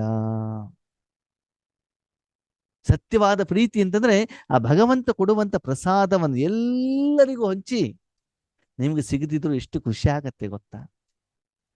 ಆ ಸರ್ವ ಆತ್ಮರ ಒಂದು ಆನಂದ, ಆಶೀರ್ವಾದ. ಬಳಿಲಿ ಬೆಂಡಾಗ್ಬಿಟ್ಟು ಆ ಬೆಂಕಿಯಲ್ಲಿ ಕೊತ ಕೊತ ಕೊತ ಕೊತ ಕೊತ ಕೊತ ಕುದಿತಾ ಇರುವಂತ ಆತ್ಮಗಳಿಗೆ ಒಂದು ಹನಿ ನೀರನ್ನ ಹಾಕಿದಾಗ ಎಷ್ಟು ಹೃದಯದಿಂದ ಥ್ಯಾಂಕ್ ಯು ಅಂತ ಹೇಳ್ತಾರೆ. ಎಷ್ಟೋ ಜನ ಆತ್ಮಗಳನ್ನ ನಾನು ನೋಡಿದ್ದೀನಿ. ಆತ್ಮೇರೆ ಜೀವನದಲ್ಲಿ ತುಂಬಾ ಸಂಕಷ್ಟಗಳಿದ್ದಾಗ ಬಾಬಾ ನಮ್ಮನ್ನ ನಿಮಿತ್ತ ಮಾಡಿ ಅವರಿಗೆ ದೃಷ್ಟಿಯನ್ನ ಕೊಟ್ಟು ಸಮಸ್ಯೆಯನ್ನು ಪರಿಹಾರ ಮಾಡಿದ್ರೆ ಎಷ್ಟು ಖುಷಿ ಆಗ್ತಾರೆ. ಆಮೇಲೆ ಅವ್ರು ಏನ್ ಹೇಳ್ತಾರೆ, ನಾನು ಅದ್ರ ಬಗ್ಗೆ ತಲೆ ಕೆಡ್ಸ್ಕೊಳ್ಳಲ್ಲ, ಬಾಬಾ ನನ್ನನ್ನು ಸಾಧನೆ ಆಗಿ ಉಪಯೋಗ ಮಾಡ್ಕೊಂಡಿದ್ಯಲ್ಲ, ಥ್ಯಾಂಕ್ ಯು ಅಷ್ಟು ನಾನು ಬಾಬನಿಗೆ ಹೇಳ್ಬಿಡ್ತೀನಿ. ಅವ್ರು ನಿಜವಾಗ್ಲೂ ಖುಷಿ ಆದ್ರು ಇಲ್ವೋ, ಎದಗಡೆ ಹೊಗಳಿಕೆ ಮಾತ್ರ ಮಾಡಿದ್ರು. ಎಷ್ಟೋ ಜನ ಹೊಗಳಿಕೆ ಮಾಡಿದವರು ಇವತ್ತು ಇಲ್ವೇ ಇಲ್ಲ ಅಂದ್ರೆ ಶಾರೀರಿಕವಾಗಿ ಇದ್ದಾರೆ, ನಮ್ಮ ಸಂಬಂಧ ಸಂಪರ್ಕದಲ್ಲಿ ಇಲ್ಲ. ಅವ್ರು ಇಲ್ಲ ಅಂತ ಹೇಳ್ಬಿಟ್ಟು ನಾನು ಅದರ ಬಗ್ಗೆ ಯೋಚನೆಯನ್ನ ಮಾಡೋದಿಲ್ಲ. ನಿರಾಕಾರವಾಗಿ ಅವರೆಲ್ಲರ ಬಗ್ಗೆ ಶುಭ ಭಾವನೆ ಇದ್ದೇ ಇರ್ತದೆ. ಅದಕ್ಕೆ ಹೇಳ್ತಾರೆ, ನಿಮ್ಮ ಜೀವನದಲ್ಲಿ ನಿಮ್ಮ ಸುತ್ತಮುತ್ತಲು ಏನೇನು ಘಟನಾವಳಿಗಳು ಆಗ್ತಾವೆ. ಎಷ್ಟೆಷ್ಟು ಒಳ್ಳೆಯ ಆತ್ಮಗಳು ಬಾಬನ ಮಕ್ಕಳು ಕೂಡ ವಿಕಾರದಲ್ಲಿ ಸಿಕ್ಕಾಕೊಂಡ್ ಬೀಳ್ತಾರೆ. ಯಾರು ವಿಕಾರದಲ್ಲಿ ಅಂತಂದ್ರೆ ಈ ಎಡಿಕ್ಟ್ ಆಗಿರ್ತಾರೆ ನೋಡಿ, ಸರಾಯಿ ಕುಡಿದಿರ್ತಾರೆ, ಹುಚ್ಚರಾಗಿರ್ತಾರೆ. ಆ ರೀತಿ ಇದ್ದಾಗ ಅವರ ಮಾತಿಗೆ ನಾವು ಹೆಚ್ಚಿಗೆ ಬೆಲೆ ಕೊಡೋದಿಲ್ಲ. ಯಾಕಂದ್ರೆ ಅವರು ಅದಕ್ಕೆ ಏನು ವಶೀಭೂತರಾಗಿದ್ದಾರೆ ಅಂತ ತಿಳ್ಕೊಳ್ತೀವಿ. ಅದಕ್ಕಾಗಿ ಅವ್ರು ಯಾರಾದ್ರೂ ನಿಂದನೆಯನ್ನ ಮಾಡಿದರೆ ನೀವು ತಲೆ ಕೆಡಿಸ್ಕೊಳ್ಬೇಡಿ ಮಕ್ಕಳೇ, ನೀವು ಔಷಧಿಯನ್ನು ಕೊಡ್ತಾ ಹೋಗಿ. ನಾನು ಹಾಸ್ಪಿಟ್ಲ್ಗಳಲ್ಲಿ ನೋಡಿದ್ದೇನೆ, ವಿಶೇಷವಾಗಿ ಸೈಕೆಟ್ರಿಕ್ ಪೇಷಂಟ್ಸ್ ಇರ್ತಾರಲ್ಲ, ಅಂದ್ರೆ ಹುಚ್ಚಿರುವಂಥವ್ರು ಹಾಸ್ಪಿಟ್ಲಿಗೆ ಹೋದಾಗ ಡಾಕ್ಟ್ರಿಗೆ ನರ್ಸಿಗೆ ಬಾಯಿಗೆ ಬಂದಾಗ ಬೈತಾ ಇರ್ತಾರೆ, ಏನೋ ಮಾಡ್ತಾ ಇರ್ತಾರೆ. ಸರಿನಾ? ಆದ್ರೆ ಡಾಕ್ಟರ್ ಬಗ್ಗೆ ತಲೆ ಕೆಡಿಸ್ಕೊಳ್ಳಲ್ಲ. ಒಂದು ನಡೆದಿರುವಂತ ನಿಜ ಘಟನೆ ಹೇಳ್ತೀನಿ ಆದ್ಮೇಲೆ ನಿಮಗೆ.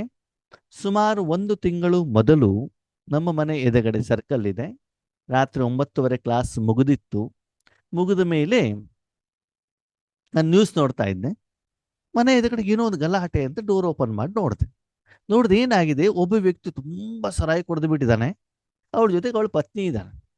ಅವ್ನು ಸರಾಯಿ ಕುಡಿದಿರುವಂತ ಆರ್ಭಟದಲ್ಲಿ ಏನಾಗ್ತಿದೆ ಅಂತಂದ್ರೆ, ಯಾರ್ಯಾರಿಗೂ ಬಾಯಿಗೆ ಬಂದಾಗ ಬೈತಾ ಇದ್ದಾಗ ಏನಾಗುತ್ತೆ, ಆ ಬೈಸ್ಕೊಂಡವರು ಅವರಿಗೆ ಚೆನ್ನಾಗಿ ಹೊಡಿತಾ ಇದ್ದಾರೆ.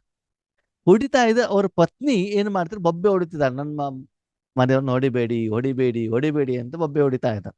ಸರಿನಾ? ಒಬ್ಬರಾದ್ಮೇಲೆ ಒಬ್ರು ಬಿಡಿಸ್ಲಿಕ್ಕೆ ಬರೋದು, ಅವನು ಮತ್ತೆ ಸಿಟ್ಟು ಮಾಡ್ಕೊಳ್ಳೋದು, ಹೊಡೆಯೋದು, ಇದು ನಡೀತಾ ಇತ್ತು. ಸರಿ, ಅಷ್ಟೊತ್ತಿಗೆ ಏನಾಯ್ತು, ಪೊಲೀಸರಿಗೆ ಫೋನ್ ಮಾಡ್ಬಿಟ್ಟು ಬಂದ್ಬಿಡ್ತಾನೆ. ಪೊಲೀಸರು ಬಂದ ತಕ್ಷಣದಲ್ಲಿ ಎಲ್ಲರೂ ಖಾಲಿ ಆಗ್ಬಿಟ್ರು. ಎಷ್ಟು ಮಜಾ ಅಂತಂದ್ರೆ, ಪೊಲೀಸರನ್ನ ನೋಡಿದ ತಕ್ಷಣದಲ್ಲಿ ಆ ವ್ಯಕ್ತಿ ಎಷ್ಟು ತಣ್ಣಗಾದ ಗೊತ್ತಾ? ಎಷ್ಟು ತಣ್ಣಗಾಗ್ಬಿಟ್ಟಿದ್ದಾನೆ ನೋಡಿ. ಅವನಲ್ಲಿ ಆ ಭಾವನೆ ಇದೆ ಅಂತ ಆಯ್ತಲ್ವಾ, ಪೊಲೀಸ್ ಎದುರು ನಾನು ತೋರಿಸಬಾರ್ದು ಅಂತ. ಅದಕ್ಕಿಂತ ನನಗೆ ಅನ್ಸಿದ ವಿಚಿತ್ರ ಏನು ಅಂತಂದ್ರೆ, ಯಾವ ಮಹಿಳೆ, ಯಾವ ಪತ್ನಿ ಬೇರೆಯವ್ರಿಗೆ ಹೇಳ್ತಿದ್ದು ನನ್ನ ಪತಿಗೆ ಹೊಡಿಬೇಡಿ ಅಂತ, ಪೊಲೀಸರು ಬಂದ ತಕ್ಷಣ ಎಲ್ಲರೂ ಅವ್ರವ್ರ ಮನೆಗೆ ಹೋಗ್ಬಿಟ್ರು. ಆ ಪತ್ನಿ ಏನ್ ಹೇಳ್ತಾಳೆ ಗೊತ್ತಾ, ನನ್ನ ಪತಿ ತುಂಬಾ ಒಳ್ಳೆಯವರು, ಅವರೆಲ್ಲ ಸುಮ್ನೆ ಏಟು ಕೊಟ್ಟು ಬಿಡೋರು ಅಂತ ಸ್ಟೈಲ್ ಚೇಂಜ್ ಆಗ್ಬಿಟ್ಟಿದೆ ಇವ್ರದ್ದು. ನೋಡಿ ಮೋಹ ಹೆಂಗಿರ್ತದೆ ಅಂತ. ಇವ್ರ ಕೂಗನ್ನ ಕೇಳ್ಬಿಟ್ಟು ಅವರು ಇದನ್ನ ಏನ್ ಮಾಡಿದಾರೆ, ತಪ್ಪಿಸಿದ್ದಾರೆ. ಅಂತವ್ರೆಲ್ಲ ಪೊಲೀಸರು ಬಂದ ತಕ್ಷಣ ಸ್ಟೈಲ್ ಏನಾಗ್ಬಿಡ್ತಲ್ಲಿ, ಚೇಂಜ್ ಆಗ್ಬಿಡ್ತು, ಗಲಾಟೆ ಸ್ಟಾಪ್ ಆಗ್ಬಿಡ್ತು. ಇದು ಇವತ್ತು ಯಾಕೆ ಬಾಬಾ ಉದಾಹರಣೆ ಹೇಳ್ತಿದ್ದಾರೆ ಅಂತಂದ್ರೆ, ಪೊಲೀಸರು ಬಂದ ತಕ್ಷಣದಲ್ಲಿ ಹೇಗೆ ಅಲ್ಲಿಯ ವಾತಾವರಣ ಚೇಂಜ್ ಆಗ್ಬಿಡ್ತಾರೆ, ಶಾಂತವಾಗ್ತದಲ್ಲ, ಹಾಗೆ ನೀವು ಈಶ್ವರೀಯ ಮಿಲಿಟರಿಯವರು. ನೀವೆಲ್ಲ ಹೋಗಿಬಿಟ್ರೆ ನೀವು ಕಾನೂನು ಪಾಲಕರು. ಏನು ಈಶ್ವರನ ಕಾನೂನು ಹೇಳಿದಾರೆ ಅದನ್ನ ಪಾಲಕರು, ಅದನ್ನ ನಿರ್ವಹಣೆ ಮಾಡುವಂತವ್ರು. 100 ಜನ ಇದ್ರು ಕೂಡ ಒಬ್ಬರ ಇಬ್ಬರು ಪೊಲೀಸರು ಬಂದ್ಬಿಟ್ಟು ಎಲ್ಲರೂ ಶಾಂತವಾಗ್ಬಿಡ್ತಾರೆ. ಯಾಕಂದ್ರೆ ಗೌರ್ಮೆಂಟ್ ಅವರಿಗೆ ಅಧಿಕಾರವನ್ನ ಕೊಟ್ಟಿದ್ದಾರೆ, ವಾತಾವರಣ ಶಾಂತವಾಗ್ತದೆ. ಹಾಗೆ ನೀವು ಎಲ್ಲೋ ಒಂದ್ ಕಡೆ ಈ ರೀತಿ ಬೆಂಕಿ ಬಿದ್ದಾಗ, ಜಗಳವಾದಾಗ, ಸಮಸ್ಯೆಗಳಾದಾಗ, ಗಲಾಟೆಗಳಾದಾಗ, ನೀವು ಅಲ್ಲಿ ಹೋಗಿ ಈಶ್ವರೀಯ ಶಕ್ತಿಯ ಮೂಲಕ ಆ ಬೆಂಕಿಯನ್ನ ನಂದಿಸುವಂತ ಕೆಲಸವನ್ನ ಇನ್ಮೇಲೆ ಮಾಡಬೇಕಾಗ್ತದೆ. ನೀವಿರುವಂತ ಮನೆಗಳಲ್ಲಿ ಎಲ್ಲೋ ಜಗದ ಬಗ್ಗೆ ಗಲಾಟೆಗಳು ನಡೀತಾ ಇರಬಹುದು, ವೈಯಕ್ತಿಕ ವಿಷಯದಲ್ಲಿ ಗಲಾಟೆಗಳು ನಡೀತಾ ಇರಬಹುದು, ನಿಮ್ಮಲ್ಲೇ ಮಕ್ಕಳ ಮತ್ತು ತಂದೆಯ ನಡುವೆ ಜಗಳ ಆಗ್ತಾ ಇರಬಹುದು, ನಿಮ್ಮ ನಡುವೆ ಪತಿ ಪತ್ನಿ ನಡುವೆ ಜಗಳ ಆಗ್ತಾ ಇರಬಹುದು. ಇದನ್ನೆಲ್ಲ ಸರಿ ಮಾಡುವಂತ ಕಾರ್ಯವನ್ನ ನೀವು ಮಾಡಬೇಕು ಭಗವಂತನ ಶಕ್ತಿಯ ಆಧಾರದಿಂದ. ಈ ರೀತಿ ಸೇವೆಯನ್ನ ನೀವು ಇನ್ನು ಮೇಲೆ ಮಾಡಬೇಕಾಗ್ತದೆ. ಈ ರೀತಿ ಆ ಬೆಂಕಿ ಬಿದ್ದಾಗ ಯಾಕಾಯ್ತು, ಹೇಗಾಯ್ತು, ಎಲ್ಲಿಂದಾಯ್ತು, ಯಾವಾಗಾಯ್ತು, ಯಾರ್ದು ಸರಿ ಯಾರ್ ತಪ್ಪು, ಇದನ್ನೆಲ್ಲ ಕೇಳುವಷ್ಟು ಪೇಷನ್ಸು ಕೂಡ ಇಲ್ಲ, ಅದನ್ನು ಕೇಳುವಂತ ಅವಶ್ಯಕತೆನೂ ಕೂಡ ನಿಮ್ಗಿಲ್ಲ. ಕೇವಲ ಹೋದಲ್ಲೆಲ್ಲ ನೀವೇನ್ ಮಾಡಿ, ಆ ಸಮಸ್ಯೆ ಬಂತ, ಬಾಬಾ ಈ ಸಮಸ್ಯೆನ ಪರಿಹಾರ ಮಾಡುವಂತ ಸಂಕಲ್ಪವನ್ನ ಮಾಡಿ ಬಾಬಾ ಜೊತೆಗೆ ಮನಸ್ಸನ್ನ ಜೋಡಿಸಿ, ನೀವೇನು ಅವ್ರ ಹತ್ರ ಮಾತಾಡ್ಬಿಟ್ಟು ಅವ್ರ ಜಗಳ ಬಿಡಿಸ್ಲಿಕ್ಕೆ ಹತ್ರ ಹೋಗ್ಬೇಕಂತೇನಿಲ್ಲ, ದೂರದಲ್ಲೇ ಇರಿ. ಕೇವಲ ಸಂಕಲ್ಪವನ್ನ ಮಾಡಿಬಿಟ್ಟು ಅಲ್ಲಿ ಆ ವೈಬ್ರೇಷನ್ ಅನ್ನ ಕಳಿಸಿ ನೋಡಿ, ಹೇಗೆ ತಕ್ಷಣದಲ್ಲಿ ಆ ಸಮಸ್ಯೆ ಪರಿಹಾರ ಆಗತ್ತೆ. ಅವಾಗ ಗೊತ್ತಾಗತ್ತೆ, ಥ್ಯಾಂಕ್ ಯು ಬಾಬಾ. ಅಂದ್ರೆ ಇಂತಹ ಸೇವೆಯನ್ನು ಕೂಡ ಬಾಬಾ ನನ್ನ ಹತ್ರ ಮಾಡ್ತಾ ಇದ್ದಾರ. ಕಾಯಿಲೆ ಗುಣ ಆಗುವಂತ ವಿಷಯ ಇರ್ಬೋದು, ಹಣಕಾಸಿನ ಸಮಸ್ಯೆ ಇರ್ಬೋದು, ನ್ಯಾಯಾಲಯದ ಸಮಸ್ಯೆ, ನೀವು ಮಾಡಿಬಿಟ್ಟು ನೋಡಿ ಅಲ್ಲ, ಅವ ನಿಮ್ಗೆ ಒಳಗಡೆ ಎಷ್ಟು ಖುಷಿ ಆಗತ್ತೆ ಅಂತಂದ್ರೆ, ಅಯ್ಯೋ ಪ್ರಪಂಚದ ಜನ ನನಗೆ ಏನೂ ಆಗಲ್ಲ ಅಂತ ಮೂಲೆಯಲ್ಲಿ ಹಾಕಿದ್ರಲ್ಲ, ಮನೆಯವರೆಲ್ಲ ಕಸ ಗುಡಿಸೋರು, ನೆಲ ಒರೆಸೋರು, ಪಾತ್ರೆ ತೊಳೆಯೋರು ಅಂತ ನಮ್ಗೆ ಬ್ರ್ಯಾಂಡ್ ಕೊಟ್ಟಿದ್ರಲ್ಲ, ಮಕ್ಕಳೆಲ್ಲ IAS IPS USCಗೆಲ್ಲ ಹೋದಲ್ಲ, ಆದ್ರೆ ನಮ್ಮಪ್ಪ ನನ್ನನ್ನು ಎಷ್ಟು ಶ್ರೇಷ್ಠ ಮಾಡ್ತಾ ಇದ್ದಾನೆ, ಒಳಗಡೆಯಿಂದ ತುಂಬಾ ಖುಷಿ ಆಗತ್ತೆ. ಹಾಗಂತ ಬೊಬ್ಬೆ ಹೊಡಿಬೇಡಿ, ನನ್ನಿಂದ ಹಂಗಾಯ್ತು ಹಿಂಗಾಯ್ತು ಅಂತ ಯಾರು ಹೇಳ್ಬೇಡಿ. ಒಳಗಡೆಯಿಂದ ಅಂತರ್ಮುಖತೆಯಿಂದ ಖುಷಿಯಿಂದ ಬಾಬನ ಜೊತೆಗೆ ಎಂಜಾಯ್ ಮಾಡ್ತಾ ಇರಿ. ಒಳಗಡೆ ಬಾಬನ ಜೊತೆಗಿರಿ, ಮನಸ್ಸನ್ನ ಪರಮಾತ್ಮನಲ್ಲಿ ಮನಸ್ಸನ್ನ ಇಡಿ, ಆ ಶಕ್ತಿಯನ್ನು ಕೊಟ್ಬಿಟ್ಟು ನಿರಾಕಾರ ರೂಪದಲ್ಲಿ ಮಾಡ್ತಾ ಹೋಗಿ, ಖುಷಿ ಆಗ್ತಾ ಇರ್ತದೆ. ಈ ರೀತಿ ಮಾಡ್ತಾ ಮಾಡ್ತಾ ಮಾಡ್ತಾ ಮುಖ್ಯವಾಗಿ ನಿಮ್ಮ ವೈಯಕ್ತಿಕ ಸಮಸ್ಯೆಗಳನ್ನ ಪರಿಹಾರ ಮಾಡಿ ನೀವು ಸಂಪನ್ನರಾದಾಗ ಮಾತ್ರ ಬೇರೆಯವರ ಸಮಸ್ಯೆಗಳನ್ನ ಪರಿಹಾರ ಮಾಡಲಿಕ್ಕೆ ಸಾಧ್ಯ. ವಾಸ್ತವಿಕತೆ ಏನು ಅಂತಂದ್ರೆ, ಬಾಬಾ ಮುರಳಿಯಲ್ಲಿ ಎಲ್ಲ ದೊಡ್ಡ ದೊಡ್ಡ ಮಾತನ್ನ ಹೇಳ್ತಾರೆ, ಬೀಹದಿನ ವಿಷಯವನ್ನು ಕೂಡ ಹೇಳ್ತಾರೆ, ನಮ್ಗೆ ಹೇಳಿ ಮಾಡಬೇಕು ಅಂತ ಮನಸ್ಸು ಕೂಡ ಇರ್ತದೆ, ಪ್ರಯತ್ನ ಪುರುಷಾರ್ಥವನ್ನು ಕೂಡ ಮಾಡ್ತೀವಿ. ಆದ್ರೆ ಸತ್ಯತೆ ಏನು ಅಂತಂದ್ರೆ, ಭಗವಂತನ ಶಕ್ತಿಯಿಂದ ನಮ್ಮ ವೈಯಕ್ತಿಕ ಸಮಸ್ಯೆಗಳೇನು ಪರಿಹಾರ ಆಗಿಲ್ಲ. ಅಂದ್ರೆ ನಮ್ಮ ಯೋಗದ ಶಕ್ತಿ ಸಾಧನೆ ಸಂಪಾದನೆ ಆ ಮಟ್ಟಿಗೆ ಇಲ್ಲ ಅಂತ ಅರ್ಥ. ಅದನ್ನು ವಾಸ್ತವಿಕವಾಗಿ ಒಪ್ಕೊಳ್ಬೇಕು. ಎಲ್ಲಿವರೆಗೆ ನೀವು ಒಪ್ಕೊಳ್ಳಲ್ವೋ ಅಲ್ಲಿವರೆಗೆ ಆತ್ಮೀಯರೇ ಖಂಡಿತವಾಗ್ಲೂ ನಿಮ್ಮ ಜೀವನದಲ್ಲಿ ನೀವು ಬದಲಾವಣೆ ಆಗಲಿಕ್ಕೆ ಸಾಧ್ಯವಿಲ್ಲ. ಅದಕ್ಕಾಗಿ ನೀವೇನ್ ಮಾಡಬೇಕು, ಜೋರಾಗಿ ಉರಿತಾ ಇರುವಂತ ಬೆಂಕಿಯನ್ನ ಏನ್ ಮಾಡ್ಬೇಕು, ತಂಪು ಮಾಡೋರಾಗ್ಬೇಕೇ ಹೊರತು ಈಶ್ವರಿ ಪರಿವಾರದಲ್ಲಿ ಏನೋ ಒಂದು ಘಟನಾವಳಿಗಳಾಯ್ತು ಅನ್ಎಕ್ಸ್ಪೆಕ್ಟೆಡ್ ಅಂತ ತಿಳ್ಕೊಳ್ಳಿ, ಅವ್ರ ಹತ್ರ ಫೋನ್ ಮಾಡಿ ಇವ್ರ ಹತ್ರ ಫೋನ್ ಮಾಡಿ ಏನಾಯ್ತಂತೆ ಹೇಗಾಯ್ತಂತೆ ಯಾಕಂತೆ ಸ್ವಲ್ಪ ಜಾಸ್ತಿ ಮಾಡುವಂತ ಪ್ರಯತ್ನವನ್ನ ಮಾಡಬೇಡಿ. ಅದಕ್ಕಾಗಿ ಬಾಬಾ ಹೇಳ್ತಾರೆ, ಈ ವರ್ಷ ನಾನು ಮಕ್ಕಳಿಂದ ಒಂದು ನಿರೀಕ್ಷೆಯನ್ನು ಇಟ್ಕೊಂಡಿದ್ದೇನೆ. ಏನದು, ಪುರುಷಾರ್ಥವನ್ನಂತೂ ಮಾಡ್ತಿದ್ರಿ, ಆ ಪುರುಷಾರ್ಥದಲ್ಲಿ ತೀವ್ರತೆ ಇಲ್ಲ, ಸ್ಪೀಡ್ ಇಲ್ಲ. ನಿಧಾನಕ್ಕೆ ಹೋಗ್ತಾ ಇದ್ರೆ ಯಾವಾಗ ತಲುಪ್ತೀರ ಗುರಿಯನ್ನ? ಅದಕ್ಕೆ ಸ್ಪೀಡ್ ಬೇಕಾಗ್ತದೆ, ತೀವ್ರ ರೂಪದಲ್ಲಿ ಮಾಡಬೇಕಾಗ್ತದೆ. ಹೇಗೆ ತೀವ್ರ ರೂಪದಲ್ಲಿ ಹಣ ಸಂಪಾದನೆಯನ್ನ ಮಾಡ್ತೀವಿ. ಗಣೇಶನ ಹಬ್ಬ ಬಂತು ಅಂದ್ರೆ ಎಷ್ಟು ತೀವ್ರವಾಗಿ ಕ್ಲೀನಿಂಗು, ಚಕ್ಕುಲಿ ಎಲ್ಲ ರೆಡಿ ಮಾಡ್ತಾರಲ್ಲ, ಕಜ್ಜಾಯ ಗಿಜ್ಜಾಯ ಎಲ್ಲ ಮಾಡ್ಲಿಕ್ಕೆ ರೆಡಿ ಮಾಡ್ತೀವಿ. ಒಂದು ವಾರ ಮೊದಲಿಂದ ಅಣ್ಣೋರೆ ಇನ್ನು ಒಂದು ವಾರ ನಿಮ್ಸೋದಿಗೆ ನಾ ಬರೋದಿಲ್ಲ. ಯಾಕಕ್ಕೋರೆ ಗಣೇಶ ಬರ್ತಾನೆ. ಇನ್ನು 2 ತಿಂಗಳು ನಿಮ್ಮತ್ತ ಬರೋದೇ ಇಲ್ಲ. ಯಾಕಕ್ಕೋರೆ ಮಗಳ ಮದುವೆ ಇದೆ, ಮಗಳ ಮನೆಗೆ ಗೃಹ ಪ್ರವೇಶ ಇದೆ, ನನ್ನ ಮಗನ ಎಕ್ಸಾಮ್ ಇದೆ, ಅದಕ್ಕಾಗಿ ನಾನು ಝೂಮಿಗೆ ಬರೋದಿಲ್ಲ, ಮುರ್ಲಿ ಕೇಳೋದಿಲ್ಲ ಅಲ್ವಾ?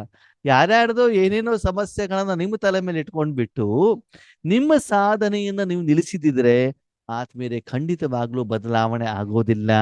ಅದನ್ನೆಲ್ಲ ಸಾಧನೆ ಮಾಡ್ತಾ ಮಾಡ್ತಾ ಮಾಡ್ತಾ ನೀವು ಈಶ್ವರಿ ಜ್ಞಾನದ ಸಾಧನೆಯನ್ನು ಮಾಡಿದರೆ ಆ ಸಮಸ್ಯೆಗಳು, ಆ ಕಾರ್ಯಗಳು ಸಹಜವಾಗಿ, ಸರಳವಾಗಿ, ಆರಾಮದಾಯಕವಾಗಿ ಆಗ್ತದೆ.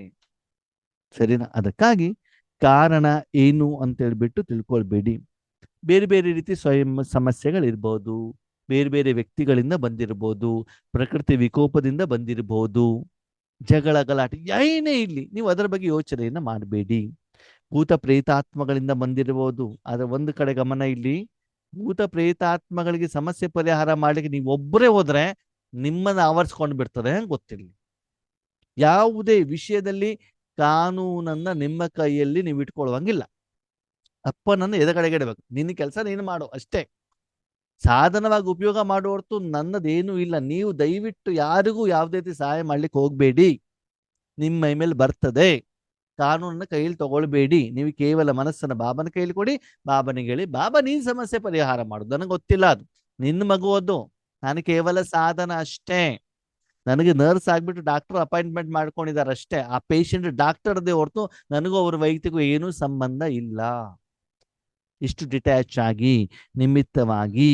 ಓಕೆ, ಹೇಳ್ತಾರೆ ಮಕ್ಕಳೇ, ಪ್ರಪಂಚದ ಜನ ಬೊಬ್ಬೆ ಹೊಡಿತಾ ಇದ್ದಾರಂತೆ. ಏನಂತ? ನಮಗೆ ಮುಕ್ತಿ ಕೊಡಿ, ಈ ಸಮಸ್ಯೆಯನ್ನು ತಡ್ಕೊಳ್ಲಿಕ್ಕೆ ಆಗ್ತಾ ಇಲ್ಲ, ಈ ಸಂಸಾರದಲ್ಲಿ ಇಷ್ಟು ದುಃಖ ಇದೆ, ಪರ್ವತದ ರೂಪದಲ್ಲಿ ಬರ್ತಾ ಇದೆ, ಭಗವಂತ ಯಾವಾಗ ಕರ್ಕೊಂಡು ಹೋಗ್ತೀಯಾ ಅಂತ ಬಿಟ್ಟು ನಿಮ್ಮ ಸಹೋದರ ಆತ್ಮಗಳು ಕೇಳ್ತಾ ಇದ್ದಾರೆ. ಅವರಿಗೆ ಪರಿಹಾರ ಕೊಡಬೇಕು ಅಂತ ಭಗವಂತನಿಗೆ ಮನಸ್ಸು ಕೂಡ ಇದೆ. ಆದ ಪರಿಹಾರ ಕೊಡ್ಲಿಕ್ಕೆ ಭಗವಂತ ಪ್ರತ್ಯಕ್ಷ ಆಗ್ಲಿಕ್ಕೆ ಸಾಧ್ಯ ಇಲ್ಲ. ಯಾಕಂದ್ರೆ ನಿಮ್ಮ ಮತ್ತು ಆ ಸಮಸ್ಯೆಯ ಮಧ್ಯದಲ್ಲಿ ಕ್ಯೂ, ಯಾಕೆ ಹೇಳುವಂಥದ್ದೊಂದು ಪ್ರಶ್ನೆ ಬಂದ್ಬಿಟ್ಟಿದೆ. ಇವ್ರು ಯಾಕೆ ಹಿಂಗ್ ಮಾಡ್ತಾರೆ, ನಮ್ಮನವ್ರು ಯಾಕೆ ಹಿಂಗ್ ಮಾಡ್ತಾರೆ, ನನ್ನ ಜೊತೆನೇ ಯಾವಾಗ್ಲೂ ಮಾಡ್ತಾರಲ್ಲ, ನನ್ನ ಜೊತೆಗೇ ಜಗಳ ಮಾಡ್ತಾರಲ್ಲ, ಬಾಬಾ ನಾನು ಎಷ್ಟು ಸಾಧನೆ ಮಾಡ್ತಾ ಹೋದ್ರು ಇನ್ನೂ ಸಮಸ್ಯೆಗಳು ನನಗೇ ಬರ್ತಾವಲ್ಲ. ಈ ಕ್ಯೂ ಕ್ಯೂ ಯಾಕೆ ಯಾಕೆ ಯಾಕೆ ಹೇಳುವಂತ ಪ್ರಶ್ನೆನೆ ಇವತ್ತು ಸಮಸ್ಯೆ ಸಮಾಧಾನ ಆಗಲಿಕ್ಕೆ ಬಿಡ್ತಾ ಇಲ್ಲ. ಅದಕ್ಕಾಗಿ ಆ ಕ್ಯೂ ಅಳೋದನ್ನು ತೆಗೆದು ಬಿಡಿ, ಬಾಬನ್ ಜೊತೆಗಿಡಿ. ಏನೇ ಸಮಸ್ಯೆ ಬಂದ್ರು ಮೀರಾ ಬಾಬಾ ಅಂತ ಹೇಳಿ, ಬಾಬಾ ಬಂದ್ಬಿಟ್ಟು ಸಮಸ್ಯೆ ಪರಿಹಾರ ಮಾಡು ಅಂತ ಬಿಟ್ಟು ಹೇಳಿ. ಅವಾಗ ನೋಡಿ ಬಾಬಾಗೆ ಸಹಯೋಗವನ್ನು ಕೊಡ್ತಾರೆ. ಈಶ್ವರಿ ಜೀವನದಲ್ಲಿ ಕೆಲವೊಂದನ್ನು ನಾನು ತಿಳ್ಕೊಂಡಿದ್ದೇನೆ ಆತ್ಮೀಯರೇ. ಕೆಲವರು ಕಷ್ಟಗಳು ಬಂದಾಗ ಬಾಬಾ ಅಂತ ಹೇಳ್ತಾರೆ. ಅವರ ಭಾವನೆಗಳಿಗೆ ಸರಿಯಾಗಿ ಬಾಬಾನು ಬಂದ್ಬಿಟ್ಟು ಸಹಯೋಗನು ಕೂಡ ಕೊಡ್ತಾರೆ. ನಮಗೆ ಫೋನಲ್ಲೂ ಕೂಡ ಹೇಳ್ತಾರೆ, ಅಣ್ಣವ್ರೆ ಬಾಬಾನೇ ಬಂದ್ಬಿಟ್ಟು ಪರಿಹಾರ ಮಾಡಿದ್ರು, ಬಾಬಾನೇ ಬಂದ್ಬಿಟ್ಟು ಆಪರೇಷನ್ ಮಾಡಿದ್ರು, ಬಾಬಾನೇ ಬಂದ್ಬಿಟ್ಟು ಸಮಸ್ಯೆ ಪರಿಹಾರ ಮಾಡಿದ್ರು. ತುಂಬಾ ಸಂತೋಷ. ಎಲ್ಲದಕ್ಕಿಂತ ಮುಖ್ಯ ವಿಷಯ ಏನು ಗೊತ್ತಾ ಆತ್ಮೀಯರೇ? ಕಾಯಿಲೆ ಸರಿಯಾದ 2 ದಿನದ ನಂತರ ಇವ್ರಿಗೆ ಬಾಬಾನೇ ನೆನಪಿರೋದಿಲ್ಲ. ಅದು ನನಗೆ ದುಃಖ ಆಗೋದು. ಕಾಯಿಲೆ ಮೊದಲು ಸಮಸ್ಯೆ ಇದ್ದಾಗ ಬಾಬನ ಮೇಲೆ ತುಂಬಾ ಪ್ರೀತಿ, ಎಲ್ಲ ಸರಿ. ಆದ್ರೆ ಬಾಬನ ಪ್ರಯೋಜನ ಬಂದ ಮೇಲೆ ನಾನು ಮುಂದೆ ಈಶ್ವರಿ ಸೇವೆ ಮಾಡಬೇಕು ಅನ್ನುವಂತ ಮನೋಭಾವ ನಮ್ಮಲ್ಲಿ ಯಾಕೆ ಬರೋದಿಲ್ಲ? ಯಾಕೆ ಬಾಬನನ್ನ ಬಿಟ್ಬಿಡ್ತೀವಿ? ಅಂದ್ರೆ ಸಂಕಟ ಬಂದಾಗ ಮಾತ್ರ ವೆಂಕಟರಮಣನ, ನಿಮಗೆ ಸಮಸ್ಯೆ ಬಂದಾಗ ಮಾತ್ರ ಬಾಬಾ ನಿಮ್ಗೆ ಸಹಾಯ ಮಾಡ್ಬೇಕಾ? ಬೇರೆಯವ್ರ ಸಮಸ್ಯೆಗೆ ನೀವು ಸಹಯೋಗ ಕೊಡೋದು ಬೇಡವಾ? ಅವರಿಗೆ ಸಹಾಯ ಮಾಡೋದು ಬೇಡವಾ? ಆರೋಗ್ಯವಂತರಾಗಿದ್ದಾಗ ನಾವು ಬೇರೆಯವ್ರ ಸೇವೆಯನ್ನು ಮಾಡ್ಬೇಕಲ್ವಾ?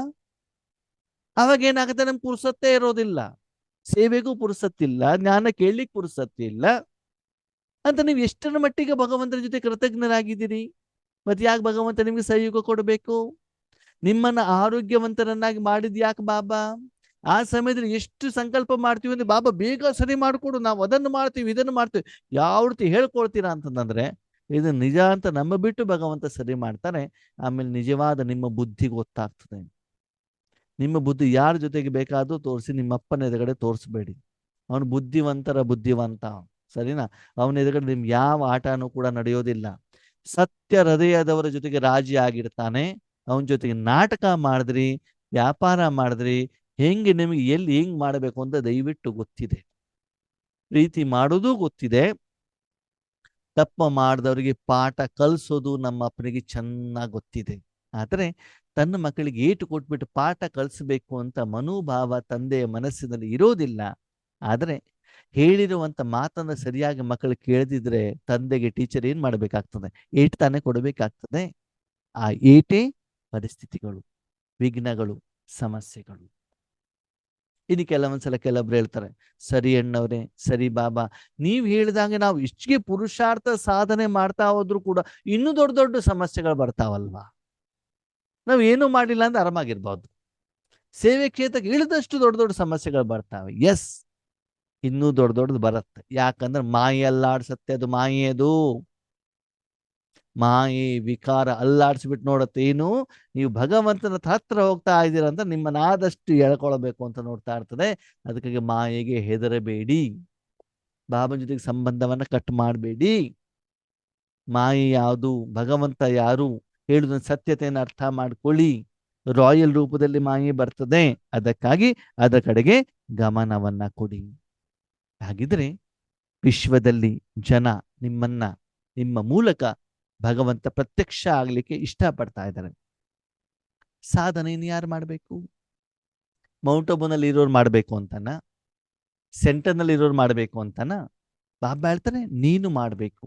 ನೀನು ವಿದ್ಯಾರ್ಥಿನಿ ಇರ್ಬೋದು, ಗೃಹಸ್ಥದಲ್ಲಿ ಇರೋರು ಇರ್ಬೋದು, ಮೌಂಟ್ ಅಬುನಲ್ಲಿ ಇರೋರು ಇರ್ಬೋದು, ಸೇವಾದಾರಿಗಳು ಸಮರ್ಪಿತರಾಗಿರೋ ಯಾರು ಬೇಕಾದ್ರೂ ಆಗ್ಲಿ, ಉಳಿದವರು ಮಾಡ್ತಾರೋ ಬಿಡ್ತಾರೋ ಅದು ನಿನಗೆ ಬೇಡ. ನಾನು ನಿರ್ವಿಘ್ನವಾಗಿರಬೇಕು. ಪ್ರತಿದಿನ ಭಗವಂತ ನನಗೇನು ಹೇಳ್ತಾರೋ ಅದನ್ನ ನಾನು ಮಾಡ್ಕೊಂಡು ಹೋಗ್ತಾ ಇರ್ಬೇಕು ಅಷ್ಟೇ. ನಿನ್ನ ಜೀವನದ ಬಗ್ಗೆ ಮಾತ್ರ ನಿನ್ನ ಗಮನವನ್ನ ಕೊಡು. ಬಾಬಾ ಹೇಳ್ದಂಗೆ ನಾನು ಮಾಡ್ತಾ ಇದ್ದೇನಾ? ಆದ್ಮೇಲೆ ನಿರಾಕಾರ ರೂಪದಲ್ಲಿ ಈ ರೀತಿ ನೀವು ಸಾಧನೆಯನ್ನು ಮಾಡ್ತಾ ಮಾಡ್ತಾ ಹೋದಾಗ ಆ ಸಾಧನೆಯ ಫಲದಿಂದ ಭವಿಷ್ಯದಲ್ಲಿ ಸ್ವಲ್ಪ ಸಮಯದಲ್ಲಿ ನಾನು ಮಕ್ಕಳ ಜೊತೆಗೆ ಪ್ರತ್ಯಕ್ಷ ಆಗ್ತೇನೆ. ತಂದೆ ಒಬ್ಬರೇ ಪ್ರತ್ಯಕ್ಷ ಆಗಲ್ವಂತೆ. ಮಕ್ಕಳನ್ನ ಎದಗಡೆಗಿಟ್ಟು ಮಕ್ಕಳ ಮೂಲಕ ತಂದೆ ಪ್ರತ್ಯಕ್ಷ ಆಗ್ತಾನೆ. ಯಾವುದೇ ಡಾಕ್ಟರ್ ಇದಾರಲ್ಲ, ಮೆಡಿಸಿನ್ ತಗೊಳ್ಳಿಕ್ಕೆ ಜನ ಕ್ಯೂನಲ್ಲಿ ಸುಮ್ಮನೆ ಬರೋದಿಲ್ಲ. ಒಬ್ರಿಗೆ ಕಾಯಿಲೆ ಗುಣ ಆಗ್ಬೇಕು, ಅದನ್ನ ಹೋಗ್ಬಿಟ್ಟು ಇನ್ನೊಬ್ರು ಹೇಳಬೇಕು. ಹೀಗೆ ಹೇಳ್ತಾ ಹೇಳ್ತಾ ಹೇಳ್ತಾ ತುಂಬಾ ಜನರಿಗೆ ಕಾಯಿಲೆ ಗುಣ ಆದಾಗ ಮಾತ್ರ ಜನ ಕ್ಯೂನಲ್ಲಿ ನಿಲ್ತಾರೆ. ವರ್ತಮಾನ ಸಮಯದಲ್ಲಿ ಕೆಲವೊಂದು ಆತ್ಮಗಳನ್ನು ಫೋನ್ ಮಾಡಿಬಿಟ್ಟು ಗಂಟೆ ಗಟ್ಟಲೆ ಹೇಳ್ತಾರೆ ಏನಾದ್ರೆ ಸಮಸ್ಯೆ ಹೆಂಗಿದೆ ಅಂತ. ಅದ ಪರಿಹಾರಕ್ಕೋಸ್ಕರ ಕೆಲವೊಂದು ದಿನಗಳ ಕಾಲ, ವರ್ಷಗಳ ಕಾಲ ಯೋಗ ಮಾಡಬೇಕಾಗ್ತದೆ. ಯಾಕೆ? ಶಕ್ತಿ ಕಡಿಮೆ ಇದೆ. ಇನ್ನು ಮುಂದೆ ಕೇಳುವಷ್ಟು ಪುರ್ಸತ್ತಿರೋದಿಲ್ಲ. ಬೇರೆ ಏನು ಬೇಡ ಆದ್ಮೇಲೆ. ನಾವು ದಾದಿಯವರನ್ನ ನೋಡಿದೀವಲ್ಲ, ಅಥವಾ ಶಿವಾನಿ ಬೆಹನನ್ನ ನೀವು ನೋಡಿರ್ಬಹುದು. ಅವರೆಲ್ಲ ಆರಂಭದಲ್ಲಿ ಒಬ್ಬೊಬ್ಬರ ಪ್ರಶ್ನೆಗಳನ್ನ ಕೇಳಿಬಿಟ್ಟು ಉತ್ತರ ಕೊಡ್ತಾ ಇದ್ರು. ಈಗ ಅವ್ರಿಗೆ ಪುರ್ಸತ್ತಿದೆಯಾ? ಅವರಿಗೆ ಇಲ್ವಲ್ಲ. ಪ್ರತಿದಿನ ಸಾವಿರಾರು ಜನ ಅವರ ಎದುರುಗಡೆಗೆ ಇದ್ದಾಗ ಅವರ ಎದುರುಗಡೆ ಹೋಗ್ಬಿಟ್ಟು ಈಶ್ವರ ಸೇವೆಯನ್ನು ಮಾಡೋದ್ರಲ್ಲಿ ಬ್ಯುಸಿ ಇರ್ತಾರ ಅಲ್ವಾ? ಹಾಗೇನೆ ಆ ಯೋಗ್ಯತೆಯನ್ನು ನಾವು ಬೆಳೆಸ್ಕೊಳ್ಬೇಕಾಗ್ತದೆ. ಅವರು ಆಚಾರ ಸೇವೆ ಮೂಲಕ ಮಾಡಿದ್ದಾರೆ, ನೀವು ತಪಸ್ಸಿನ ಮೂಲಕ ಮಾಡಿ, ನಿರಾಕಾರ ಮೂಲಕ ಮಾಡಿ. ಇನ್ನೊಂದು ಬಾಬಾ ಒಂದು ಸೀಕ್ರೆಟ್ ಅನ್ನ ಹೇಳಿದ್ದಾರೆ. ಬಾಬಾ ಏನು ಗೊತ್ತಾ? ಮಕ್ಕಳಿಗೆ ನಿವಾರಣಾ ಸ್ವರೂಪ ಹೇಗಾಗಬೇಕು ಅಂತಂದ್ರೆ ಸರ್ವ ಶಕ್ತಿಗಳಿಂದ ಅಂತ ಹೇಳಿದ್ದಾರೆ. ಶಬ್ದದಿಂದ ಅಂತ ಹೇಳಿಲ್ಲ, ವಾಚಾದಿಂದ ಅಂತ ಹೇಳಿಲ್ಲ ಬಾಬಾ. ಏನ್ ಹೇಳಿದ್ದಾರೆ? ಶಕ್ತಿಗಳು ಅಂದ್ರೆ ನಿಮ್ಮ ಮೂಲಕ ಪರಮಾತ್ಮನ ಆಧ್ಯಾತ್ಮಿಕ ಶಕ್ತಿ ನಿಮ್ಮ ತನು ಮನದ ಮೂಲಕ ಪ್ರವಾಹ ಆಗಿ ಅವ್ರಿಗೆ ಹೋಗ್ಬಿಟ್ಟು ತಲುಪಬೇಕು. ನೀವು ಇದನ್ನು ತಿನ್ಬೇಡಿ, ಅದನ್ನು ತಿನ್ಬೇಡಿ, ಈ ತಿನ್ನೋದ್ರಿಂದ ನಿಮ್ಗೆ ಕಾಯಿಲೆ ಬರ್ತದೆ ಹೇಳುವಂತ ಸಮಯ ಮುಗೀತು. ಇವಾಗ ಪೇಷಂಟ್ಗಳೇನು ಹೇಳ್ತಾರೆ ಹೇಳಿ, ಡಾಕ್ಟರ್ ಏನೇ ಆಗಲಿ ನಾನು ಇವಾಗ ಇಂಜೆಕ್ಷನ್ ತಗೊಂಡ್ರೆ ಸಾಯಂಕಾಲ ಗುಣ ಆಗ್ಬೇಕಷ್ಟೆ, ಕಾರಣ ಏನೇ ಇರಲಿ. ಹಾಗೆ ಅಷ್ಟು ಪವರ್ಫುಲ್ ನಿಮ್ದು ಏನಿರಬೇಕು, ತಪಸ್ಸಿದ್ದಾಗ, ಮಾಸ್ಟರ್ ಸರ್ವಶಕ್ತಿವಂತರಾದಾಗ, ವಿಶ್ವ ಕಲ್ಯಾಣಕಾರಿಗಳಾದಾಗ, ಆವಾಗ ನಿಮ್ಮ ಎದುರುಗಡೆಗೆ ಜನ ಕ್ಯೂನಲ್ಲಿ ನಿಲ್ತಾರೆ. ಇನ್ನೊಂದು ಸೀಕ್ರೆಟ್ ಅನ್ನ ಈ ಮೂಲದಲ್ಲಿ ಹೇಳಿದ್ದಾರೆ. ಏನು ಗೊತ್ತಾ? ನಿರಾಕಾರ ರೂಪದಲ್ಲಿ ಆನ್ಲೈನ್ ಅಲ್ಲಿ ಆಲ್ರೆಡಿ ಎಲ್ಲ ಬುಕ್ ಮಾಡಿಬಿಟ್ಟಿದ್ದಾರೆ, ಅವ್ರು ಕ್ಯೂನಲ್ಲಿ ನಿಂತಿದ್ದಾರೆ. ನಮ್ಗೆ ಕಾಣ್ತಾ ಇಲ್ವಲ್ಲ, ಅಲ್ಲಿ ಅಪ್ಪನ ಹತ್ರ ಇದೆ ಕ್ಯೂ ದೊಡ್ಡದಾಗಿ. ಇವತ್ತು ನಾವು ನೋಡ್ತೀವಿ ತಿರುಪತಿ ದೇವಸ್ಥಾನ ಇದೆಯಲ್ಲ, ಅಲ್ಲಿ ಸೇವೆಗಳು ಅಡ್ವಾನ್ಸ್ ಆಗಿ 8-10 ವರ್ಷದ ಮುಂದಿಂದು ಕೂಡ ಇವತ್ತು ಬುಕಿಂಗ್ ಆಗಿಬಿಟ್ಟಿದಾವಂತೆ ಅಲ್ವಾ. ಬೇರೆ ಏನು ಬೇಡ, ನಿಮ್ಮದೇ ಒಂದು ಉದಾಹರಣೆಯನ್ನು ಕೊಡೋಣ. ನವೆಂಬರ್ನಲ್ಲಿ ಬಾಬರ ಮಿಲ್ನಕ್ಕೆ ಹೋಗ್ಬೇಕು ಅಂತ ಹೇಳಿದಿದ್ರೆ ಏನಾಗ್ತದೆ, 4 ತಿಂಗಳ ಮೊದಲು ರಿಸರ್ವೇಶನ್ ಮಾಡ್ತಿರ್ತಾನೆ. 4 ತಿಂಗಳ ಮೊದಲು ರಿಸರ್ವೇಶನ್ ಮಾಡಬೇಕು ಅಂತಂದ್ರೆ ಇನ್ನು 1 ತಿಂಗಳ ಮೊದಲು ಮೌಂಟ್ ಅಬುಗೆ ಏನ್ ಮಾಡ್ಬೇಕು, ಲಿಸ್ಟ್ ಕಳಿಸ್ಬೇಕಾಗ್ತದೆ ನಿಮಿತ್ತ ಟೀಚರ್. ಅವರಲ್ಲಿ ಓಕೆ ಅಂತಂದಾಗ್ಲೇ ನೀವು ರಿಸರ್ವೇಶನ್ ಮಾಡಬಹುದು. ಅಂದ್ರೆ 5 ತಿಂಗಳಿಂದ ನೀವು ಬಾಬರ ಮಿಲನಕ್ಕೆ ಕ್ಯೂನಲ್ಲಿ ನಿಂತಿದ್ದೀರಾ ಅಂತ ತಾನೇ ಅರ್ಥ. 5 ತಿಂಗಳ ನಂತರದಲ್ಲಿ ನಿಮ್ದು ಟ್ರೈನಲ್ಲಿ ಹೋಗುವಂತದ್ದು ಏನಾಗ್ತದೆ, ಯಾತ್ರೆ ಸ್ಟಾರ್ಟ್ ಆಗತ್ತೆ. ಪ್ಲಾನಿಂಗ್ ಯಾವಾಗ ಆಗಿದೆ? 5 ತಿಂಗಳ ಮೊದಲು ಆ ಟಿಕೆಟು ಕೂಡ ರಿಸರ್ವೇಶನ್ ಆಗಿದೆ, ಡೈಮಂಡ್ ಹಾಲ್ ಸೀಟು ಕೂಡ ರಿಸರ್ವೇಶನ್ ಆಗಿದೆ, ಜೊತೆಲಿ ಎಲ್ಲ ಒಂದು ಅಕಾಮಡೇಷನ್ ಸೀಟು ಕೂಡ ರಿಸರ್ವೇಶನ್ ಆಗಿದೆ ತಾನೇ. ಹಾಗೆ ಇವತ್ತು ಕೂಡ ನಿಮ್ಮ ಎದುರುಗಡೆಗೆ ಬರುವಂತ ಭಕ್ತರ ಕ್ಯೂ ನಿಂತಿದೆ, ಭಗವಂತನ ಎದುರುಗಡೆ ಕ್ಯೂನಲ್ಲಿ ನಿರಾಕಾರ ರೂಪದಲ್ಲಿ. ಅವಾಗಲೇ ನಿಮ್ಗೊಂದು ಉದಾಹರಣೆ ಹೇಳಿದ್ವಲ್ಲ, 10 ಗಂಟೆಗೆ ಆಫೀಸ್ ಓಪನ್ ಆಗತ್ತೆ ಅಂತಂದ್ರೆ ಬೆಳಿಗ್ಗೆ 1 ಗಂಟೆಯಿಂದ ಕ್ಯೂ. ಯಾವಾಗ ಬರ್ತಾರೆ ಔಷಧಿ ಕೊಡೋರು, ಯಾವಾಗ ಶಟರ್ಸ್ ಓಪನ್ ಮಾಡ್ತಾರೆ, ಯಾವಾಗ ಬೇಗ ಬೇಗ ತಗೊಂಡು ಹೋಗೋಣ ಅಂತ ಮನೋಭಾವ. ಎಲ್ಲಿಂದ? ಒರಿಸ್ಸಾದಿಂದ, ತ್ರಿಪುರಾದಿಂದೆಲ್ಲ ಬರುವಂತವ್ರು. ಹಾಗೆ ಇಲ್ಲಿ ಬಾಬಾ ಹೇಳ್ತಾರೆ, ಮಕ್ಕಳ ಸಮಸ್ಯೆಗೆ ಪರಿಹಾರ ಸಿಗತ್ತೆ ಅಂತಂದ್ರೆ ಅವ್ರು ಬರ್ತಾರೆ. ಅದು ಯಾವಾಗ ಬರಬೇಕು? ಇಲ್ಲಿಂದ ಯಾರೋ ಔಷಧಿ ತಗೊಂಡೋಗಿದ್ದವರಿಗೆ ಗುಣ ಆಗಿದ್ದು ಗೊತ್ತಾಗ್ಬೇಕಲ್ಲ. ಈಗ ನಿಮ್ಮ ಮೂಲಕ ಪರಮಾತ್ಮನ ಶಕ್ತಿ ವಿಶ್ವದ ಮೂಲೆ ಮೂಲೆ ಮೂಲೆಗಳಿಗೆ ಮನಸ್ಸು ಹೇಳುವಂತ ಸಾಧನದ ಮೂಲಕ, ವಾಯುಮಂಡಲದ ಮೂಲಕ, ವಾತಾವರಣದ ಮೂಲಕ ಹೋಗ್ಬಿಟ್ಟು ಅವರಿಗೆ ತಲುಪಬೇಕು. ಅವರ ಸಮಸ್ಯೆಗಳ ಪರಿಹಾರ ಆಗ್ಬೇಕು. ಅದಕ್ಕೆ ಕಾರಣೀಕರ್ತ ಭಗವಂತ ಆಗ್ಬೇಕು. ಆದಾಗ ಅವರು ಮತ್ತೆ ಆ ಶಕ್ತಿಯನ್ನು ಪಡ್ಕೊಳ್ಳಿಕ್ಕೆ ವಿಶ್ವದ ಮೂಲೆ ಮೂಲೆಯಿಂದ ನಿಮ್ಮ ಎದುರುಗಡೆಗೆ ಬರ್ತಾರೆ. ಅವು ನಿಮ್ಮ ಎದುರುಗಡೆ ಬರಬೇಕು ಅಂತಂದ್ರೆ ನಿಮ್ಮ ಮೂಲಕ ಶಕ್ತಿ ಹೋಗ್ಬಿಟ್ಟು ಸ್ಯಾಂಪಲ್ ರೂಪದಲ್ಲಿ ಅವರಿಗೆ ತಲುಪಬೇಕು. ಅದಕ್ಕೆ ನೀವು ಇವಾಗ ತಪಸ್ಸನ್ನ ಮಾಡಬೇಕು. ಅಷ್ಟು ಪವರ್ಫುಲ್ ತಪಸ್ಸನ್ನ ಮಾಡಬೇಕು. ಸರ್ವ ಶಕ್ತಿಗಳು ಪೂರ್ತಿ ವಿಶ್ವದ ಎಲ್ಲರಿಗೂ ಕೂಡ ತಲುಪಬೇಕಾಗ್ತದೆ. ಆ ರೀತಿ ಮಾಡ ನೋಡಿ, ಆವಾಗ ನಿಮ್ಗೆ ಇಷ್ಟು ಆಶೀರ್ವಾದ ಸಿಗ್ತದೆ. ಇದೇ ಪುರುಷಾರ್ಥ, ಇದೇ ಸೇವೆ, ಇದು ಸಹಜವಾಗಿರುವಂಥದ್ದು. ಏನು ಮಾತಾಡ್ಬೇಕಂತೇನಿಲ್ಲ, ಚಿಂತನ ಮಂಥನ ಮಾಡ್ಬೇಕಂತಿಲ್ಲ, ಪ್ರಶ್ನೆ ಕೇಳಬೇಕು ಅಂತ ಏನಿಲ್ಲ. ನಿಮ್ಮ ಎದುರುಗಡೆ ಯಾರು ಸಮ್ಮುಖದಲ್ಲಿ ಇರೋದೇ ಇಲ್ಲ. ಮನಸ್ಸನ್ನು ಬಾಬನ ಕೈಲಿ ಕೊಟ್ಟಾಯ್ತು, ಶಕ್ತಿ ಎಲ್ಲ ಕಡೆಗೆ ಹೋಗ್ತಾ ಇದೆ. ಅಂದ್ರೆ ಆ ಶಕ್ತಿ ಪ್ರವಾಹ ಆಗಿ ನಿಮ್ಗೆ ಗೊತ್ತಾಗ್ಬೇಕು. ದಿನದಿಂದ ದಿನ ಕ್ವಾಂಟಿಟಿ ಜಾಸ್ತಿ ಆಗ್ಬೇಕು. ನಾವು ನೋಡ್ತೀವಿ, ಅಲ್ಲಿ ಹೋದಾಗ ದಿನದಲ್ಲಿ ಸಾವಿರಾರು ಜನ ಬರ್ತಾರೆ. ಸಾವಿರಾರ ಅಲ್ವಾ, ಇಂಟು 500 ಮಾಡಿದ್ರೆ ಎಷ್ಟು ಇನ್ಕಮ್ ಆಗ್ತದೆ ಹೇಳಿ ನೋಡೋಣ. ಹಾಗೆ ನಿಮ್ಗಷ್ಟು ಸಂಪಾದನೆ ಆಗಿರುವಂತ ಅನುಭವ ಹೇಳುವಂಥದ್ದು ಆಗ್ಬೇಕು. ಅದಕ್ಕಾಗಿ ನೀವು ವಿದ್ಯಾರ್ಥಿಗಳಾಗ್ಲಿ, ಯಾರೇ ಆಗ್ಲಿ, ನೀವು ಮಾಡಬೇಕಾಗತ್ತೆ. ಇದರಲ್ಲಿ ಮಕ್ಕಳೇ ನೀವು ತಿಳ್ಕೊಂಡಿರುವಷ್ಟು ಈಸಿ ಇಲ್ಲ. ಇನ್ನೂ ಹೆಚ್ಚಿನ ಸಮಸ್ಯೆಗಳು ಬರ್ತಾವೆ, ತೊಂದರೆಗಳು ಬರ್ತಾವೆ, ವಿಘ್ನಗಳು ಕೂಡ ಬರ್ತಾವೆ. ಮಕ್ಕಳಲ್ಲಿ ಶಕ್ತಿಗಳಿದಾವಂತೆ, ಆದರೆ ಸಮಯಕ್ಕೆ ತಕ್ಕ ಹಾಗೆ ಶಕ್ತಿಗಳು ಉಪಯೋಗ ಆಗೋದಿಲ್ಲ. ಕೆಲವೊಂದ್ಸಲ ನಾವೇನ್ ಮಾಡ್ತೀವಿ ಗೊತ್ತಾ, ಬೆಳಗ್ಗೆ ಎದ್ದ ಮೊದಲು ಓದೋದೇ ಇಲ್ಲ, ಗಮನ ಇಟ್ಬಿಟ್ಟು ಓದೋದಿಲ್ಲ, ಘಟನಾವಳಿಗಳು ನೋಡ್ದೋಗ್ಬಿಡ್ತಾವೆ. ಸಾಯಂಕಾಲ ಮೂಡ್ಲಿಕ್ಕೆ ಹೇಳ್ದ, ಅಯ್ಯೋ ಬಾಬಾ ಇವತ್ತು ಹೇಳಿದ್ರಲ್ವಾ, ಈ ರೀತಿ ನಾನು ಧಾರಣೆ ಮಾಡಿದ ಸಮಸ್ಯೆ ಆಗ್ತಿರ್ಲಿಲ್ವಲ್ಲ ಅಂತ ಮನಸ್ಸಲ್ಲಿ ಏನಾಗ್ಬಿಡತ್ತೆ, ಬಂದ್ಬಿಡತ್ತೆ. ಅದಕ್ಕಾಗಿ ಯಾವ ಶಕ್ತಿಯನ್ನ ಯಾವ ಸಮಯದಲ್ಲಿ, ಯಾವ ರೂಪದಲ್ಲಿ, ಯಾವ ಪ್ರಮಾಣದಲ್ಲಿ ಉಪಯೋಗ ಮಾಡಬೇಕು ಹೇಳೋದನ್ನು ಕೂಡ ನಿಮ್ಗೆ ಗೊತ್ತಿರಬೇಕು. ಇನ್ನೊಂದು ಬಾಬಾ ಹೇಳ್ತಾರೆ, ಸದಾ ಮಕ್ಕಳಿಗೆ ಖುಷಿಯಾಗಿರಿ, ಡ್ಯಾನ್ಸ್ ಮಾಡ್ತಾ ಇರಿ, ಊಟ ಮಾಡ್ತಾ ಇರಿ, ಮಾನಸಿಕವಾಗಿ ಸರಿನಾ. ತುಂಬಾ ಗಂಭೀರವಾಗಿದ್ರು ಕೂಡ ಒಳ್ಳೆಯದಲ್ಲ, ತುಂಬಾ ನಗನಗ್ತಾ ಇದ್ರು ಕೂಡ ಒಳ್ಳೆಯದಲ್ಲ, ಮೀಡಿಯಂ ಆಗಿರಿ ಅಂತ ಬಿಟ್ಟು ಹೇಳಿದ್ದಾರೆ. ಅದಕ್ಕಾಗಿ ಇನ್ನು ಸ್ವಲ್ಪ ದಿನದಲ್ಲೇ ಸಾಕ್ಷಾತ್ ಫರಿಸ್ತಾ ಅಂತಂದ್ರೆ ಈ ಪ್ರಪಂಚದಿಂದ ನಮ್ಗೇನು ಬಂಧನ ಇಲ್ಲ. ಮೊದಲು ನಿಮ್ಮ ವೈಯಕ್ತಿಕ ಜೀವನದ, ನಿಮ್ಮ ವೈಯಕ್ತಿಕ ಕಾಯಿಲೆಗಳಿರ್ಬೋದು, ವೈಯಕ್ತಿಕ ಲೌಕಿಕ ಸಂಬಂಧಗಳಿರ್ಬೋದು, ಇದನ್ನೆಲ್ಲ ದೂರ ಮಾಡ್ತಾ ಮಾಡ್ತಾ ಮಾಡ್ತಾ ಹೋಗಿ ಈಶ್ವರಿಯ ಸೇವೆಯ ಆಧಾರದಲ್ಲಿ, ಈಶ್ವರನ ಮೂಲಕ ಆವಾಗ ನೀವು ಬೇರೆಯವರಿಗೂ ಸೇವೆ ಮಾಡ್ಲಿಕ್ಕೆ ಸಾಧ್ಯ ಇದೆ. ಮಾತೆಯರಿಗೆ ಸೇವೆ ಮಾಡಬೇಕು ಅಂತ ಉಮಂಗ, ಉತ್ಸಾಹ ಎಲ್ಲಾನು ಕೂಡ ಇದೆ ಅಂತ. ಭಗವಂತ ಜೊತೆಗೆ ಎಷ್ಟು ಪ್ರೀತಿ ಇದೆ ಅಂತ ಕೇಳ್ತಾರೆ ಬಾಬಾ. ಎಲ್ಲರೂ ಹೇಳ್ತಾರೆ 100% ಇದೆ ಅಂತ. ಅಲ್ಲ, 100% ಪ್ರೀತಿ ಇದೆ ಅಂತಂದ್ರೆ ಆ ಪ್ರೀತಿ ಇರೋನಲ್ಲಿ ಮಾತ್ರ ತಾನೇ ಮನಸ್ಸನ್ನ ಇಡಬೇಕು, ಊರೆಲ್ಲ ಹಂಚಬಾರ್ದಲ್ವಾ. ಯಾರ ಮೇಲೆ ಪ್ರೀತಿ ಸ್ನೇಹ ಇದೆಯೋ ಅವನಲ್ಲಿ ತಾನೇ ಮನಸ್ಸನ್ನ ಇಡಬೇಕು.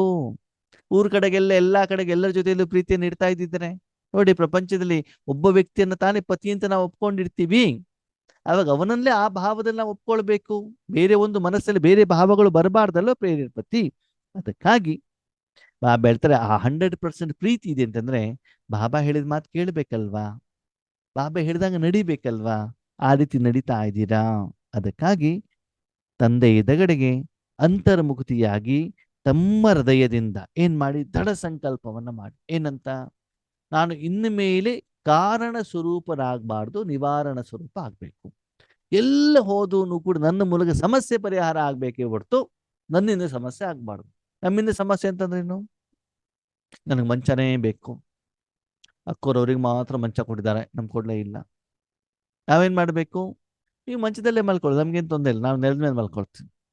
ನಾವು ಇಷ್ಟೋ ಸಲ ರಿಸರ್ವೇಶನ್ ಮಾಡಬೇಕಾದ್ರೆ, ಮೌಂಟ್ ಅಬುಗೆಲ್ಲ ಹೋಗ್ಬೇಕಾದ್ರೆ ನಾವು ಸರಿಯಾಗಿ ರಿಸರ್ವೇಶನ್ ಮಾಡಿರ್ತೀವಿ. ಆಮೇಲೆ ಯಾರೋ ರಿಸರ್ವೇಶನ್ ಮಾಡ್ತಾರೆ, ನಮ್ಮ ಸೀಟಲ್ಲಿ ಅವ್ರಿಗೆ ಬಿಟ್ಕೊಡ್ಬೇಕಾಗ್ತದೆ.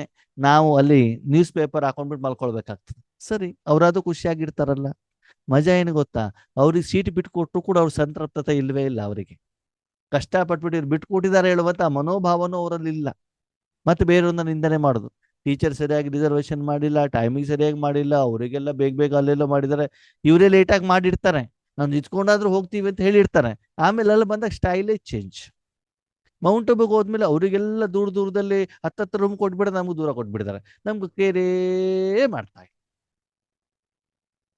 ನಾವು ಸೀನಿಯರ್ ಇದ್ದೀವಿ, ನಾವು 15-20 ವರ್ಷದಿಂದ ಬಾಬನ ಮನೆಗೆ ಹೋಗ್ತಾ ಇದ್ದೀವಿ, ನಾವು ಅಡ್ಜಸ್ಟ್ ಮಾಡ್ಕೊಂಡ್ಬಿಟ್ಟು ಹೊಸಬರಿಗೆ ದಾರಿ ತೋರಿಸ್ಬೇಕು ಅನ್ನುವಂಥ ಮನೋಭಾವ ಇಲ್ಲ. ನಾವೇ ಮೊದಲು ಸಮಸ್ಯೆ ಕ್ರಿಯೇಟ್ ಮಾಡಿಟ್ಕೊಂಡ್ಬಿಡ, ನಾವು ಮತ್ತೆ ಬೇರೆಯವ್ರಿಗೆ ಹೇಳೋದು. ಅವಾಗ ಎಲ್ಲಿಂದ ಭಗವಂತ ನಿಮ್ಮನ್ನು ಪ್ರೀತಿ ಮಾಡ್ತಾರೆ ಹೇಳಿ ನೋಡೋಣ? ಸ್ವಲ್ಪ ನಮ್ಮ ಜೀವನವನ್ನ, ನಮ್ಮ ನಡವಳಿಕೆಯನ್ನ, ನಮ್ಮ ಪಾತ್ರವನ್ನ, ನಮ್ಮನ್ನು ನಾವು ಚೆಕ್ ಮಾಡ್ಕೊಳ್ಳೋಣ. ಸಹನೆ ಮಾಡಬೇಕಾಗ್ತದೆ. ಲೌಕಿಕದಲ್ಲಿ ಮನೇಲಿ ಸಹನೆ ಮಾಡ್ಕೊಳಲ್ವಾ? ಮಕ್ಕಳು ಬೈದಿರು ಸಹನೆ ಮಾಡ್ಕೊಳಲ್ವಾ? ಪತಿ ಬೈದಿರೋದನ್ನ ಸಹನೆ ಮಾಡ್ಕೊಳಲ್ವಾ? ನಿನ್ನೆದು ಮೊನ್ನೆದು ಮನೇಲಿ ತಿನ್ನೋದಿಲ್ವಾ ನೀವು? ಏನು ಎಲ್ಲರೂ ಮಷ್ಟಾನ್ನ ಭೋಜನ ತಿಂದ್ಬಿಡ್ತೀರಾ? ಬೇರೆ ಕಡೆಗೇನೋ ಅಯ್ಯೋ ನಿನ್ನೇನು ಮನೇಲಿ ಕೊಟ್ಬಿಟ್ಟಿದ್ದಾರೆ, ಏನು ಕೊಟ್ಟಿದ್ದಾರೆ ಅದನ್ನ ಪ್ರೀತಿಯಿಂದ ಸ್ವೀಕಾರ ಮಾಡಿ. ಅದೇನು ದೊಡ್ಡ ಸಮಸ್ಯೆನೇ ಅಲ್ಲ. ನಾವ್ ಎಲ್ಲ ಕೂಡ ಯಾರು ಅಗರ್ಭ ಶ್ರೀಮಂತರ ಏನಲ್ಲ, ಎಲ್ಲರದು ಸರ್ವೆಂಟ್ಗಳೇನಿಲ್ಲ, ಸರಿನಾ? ಅದಕ್ಕೆ ಏನೇ ಸಿಚುವೇಶನ್ಸ್ ಇದ್ರು ಕೂಡ ಅದನ್ನು ದೊಡ್ಡದಾಗಿ ಇಶ್ಯೂ ಮಾಡಬೇಡಿ, ಸಮಾಧಾನ ಸ್ವರೂಪರಾಗಿ. ಅದಕ್ಕಾಗಿ ಬೆಂಕಿ ಇರೋದಕ್ಕೆ ಮತ್ತೆ ಪೆಟ್ರೋಲ್ ಹಾಕಬೇಡಿ ಅಂತ ಹೇಳ್ತಾರೆ. ಅದಕ್ಕಾಗಿ ದೃಢ ಸಂಕಲ್ಪದ ಸ್ಮೃತಿ. ಏನ್ ದೃಢ ಸಂಕಲ್ಪ? ಸದಾಕಾಲ ನಾನು ಪರಮಾತ್ಮನ ಶಕ್ತಿಯ ಮೂಲಕ ಸರ್ವರ ಸಮಸ್ಯೆಯನ್ನ ಪರಿಹಾರ ಮಾಡ್ಬೇಕಷ್ಟೆ. ಪಕ್ಕ, ಇದನ್ನ ಪಕ್ಕ ಮಾಡ್ಕೊಳ್ಳಿ. ಎಲ್ಲಿ ಹೋದ್ರು ನಾನು ಬಾಬನ ಜೊತೆ ಕನೆಕ್ಟ್ ಆಗಿರ್ಬೇಕು. ವೈಯಕ್ತಿಕ ಜೀವನದಲ್ಲೂ, ನನ್ನ ಈಶ್ವರಿ ಜೀವನದಲ್ಲಿ ನನಗೂ ಕೂಡ ಗೊತ್ತಿದೆ, ಎಷ್ಟೋ ಕಡೆಗೆ ಹೋದಾಗ ನಮ್ಗೆ ಸರಿಯಾಗಿ ಟೈಮಿಗೆ ಊಟ, ತಿಂಡಿ, ನಿದ್ರೆ, ಬಸ್ ಫೆಸಿಲಿಟಿ ಏನು ಸಿಗಲ್ಲ. ಆದ್ರೆ ಯಾವ್ದ ಬಗ್ಗೆ ತಲೆ ಕೆಡಿಸ್ಕೊಳ್ಳಲ್ಲ. ಯಾವ್ದ್ರ ಬಗ್ಗೆ ತಲೆ ಕೆಡಿಸ್ಕೊಳ್ತೀವಿ? ಎಲ್ಲಿ ಬಾಬಾ ಸೇವೆ ಕಳಿಸಿದಾರೋ ಆ ಆತ್ಮಗಳು ಖುಷಿ ಆಗ್ಬೇಕು, ಅಷ್ಟು ಸಾಕು. ಅಷ್ಟೆ ಮಾನಸಿಕವಾಗಿ ಆ ನೆಮ್ಮದಿ ಇದ್ರೆ ಸಾಕು. ನಮಗೆ ಊಟ ತಿಂಡಿ ಸಿಗದಿದ್ರೂ ಪರವಾಗಿಲ್ಲ, ಅವರು ಖುಷಿ ಆಗ್ಬಿಟ್ಟು ಹೋಗ್ಬೇಕು ಹೇಳುವಂತ ಮನೋಭಾವ ಇಟ್ಟುಬಿಟ್ಟು ನೋಡಿ, ಆವಾಗ ನಿಮ್ಮ ಸಮಸ್ಯೆಗಳು ಹೇಗೆ ಪರಿಹಾರ ಆಗ್ತವೆ, ಸಮಸ್ಯೆ ಮುಕ್ತರಾಗ್ತೀರಿ.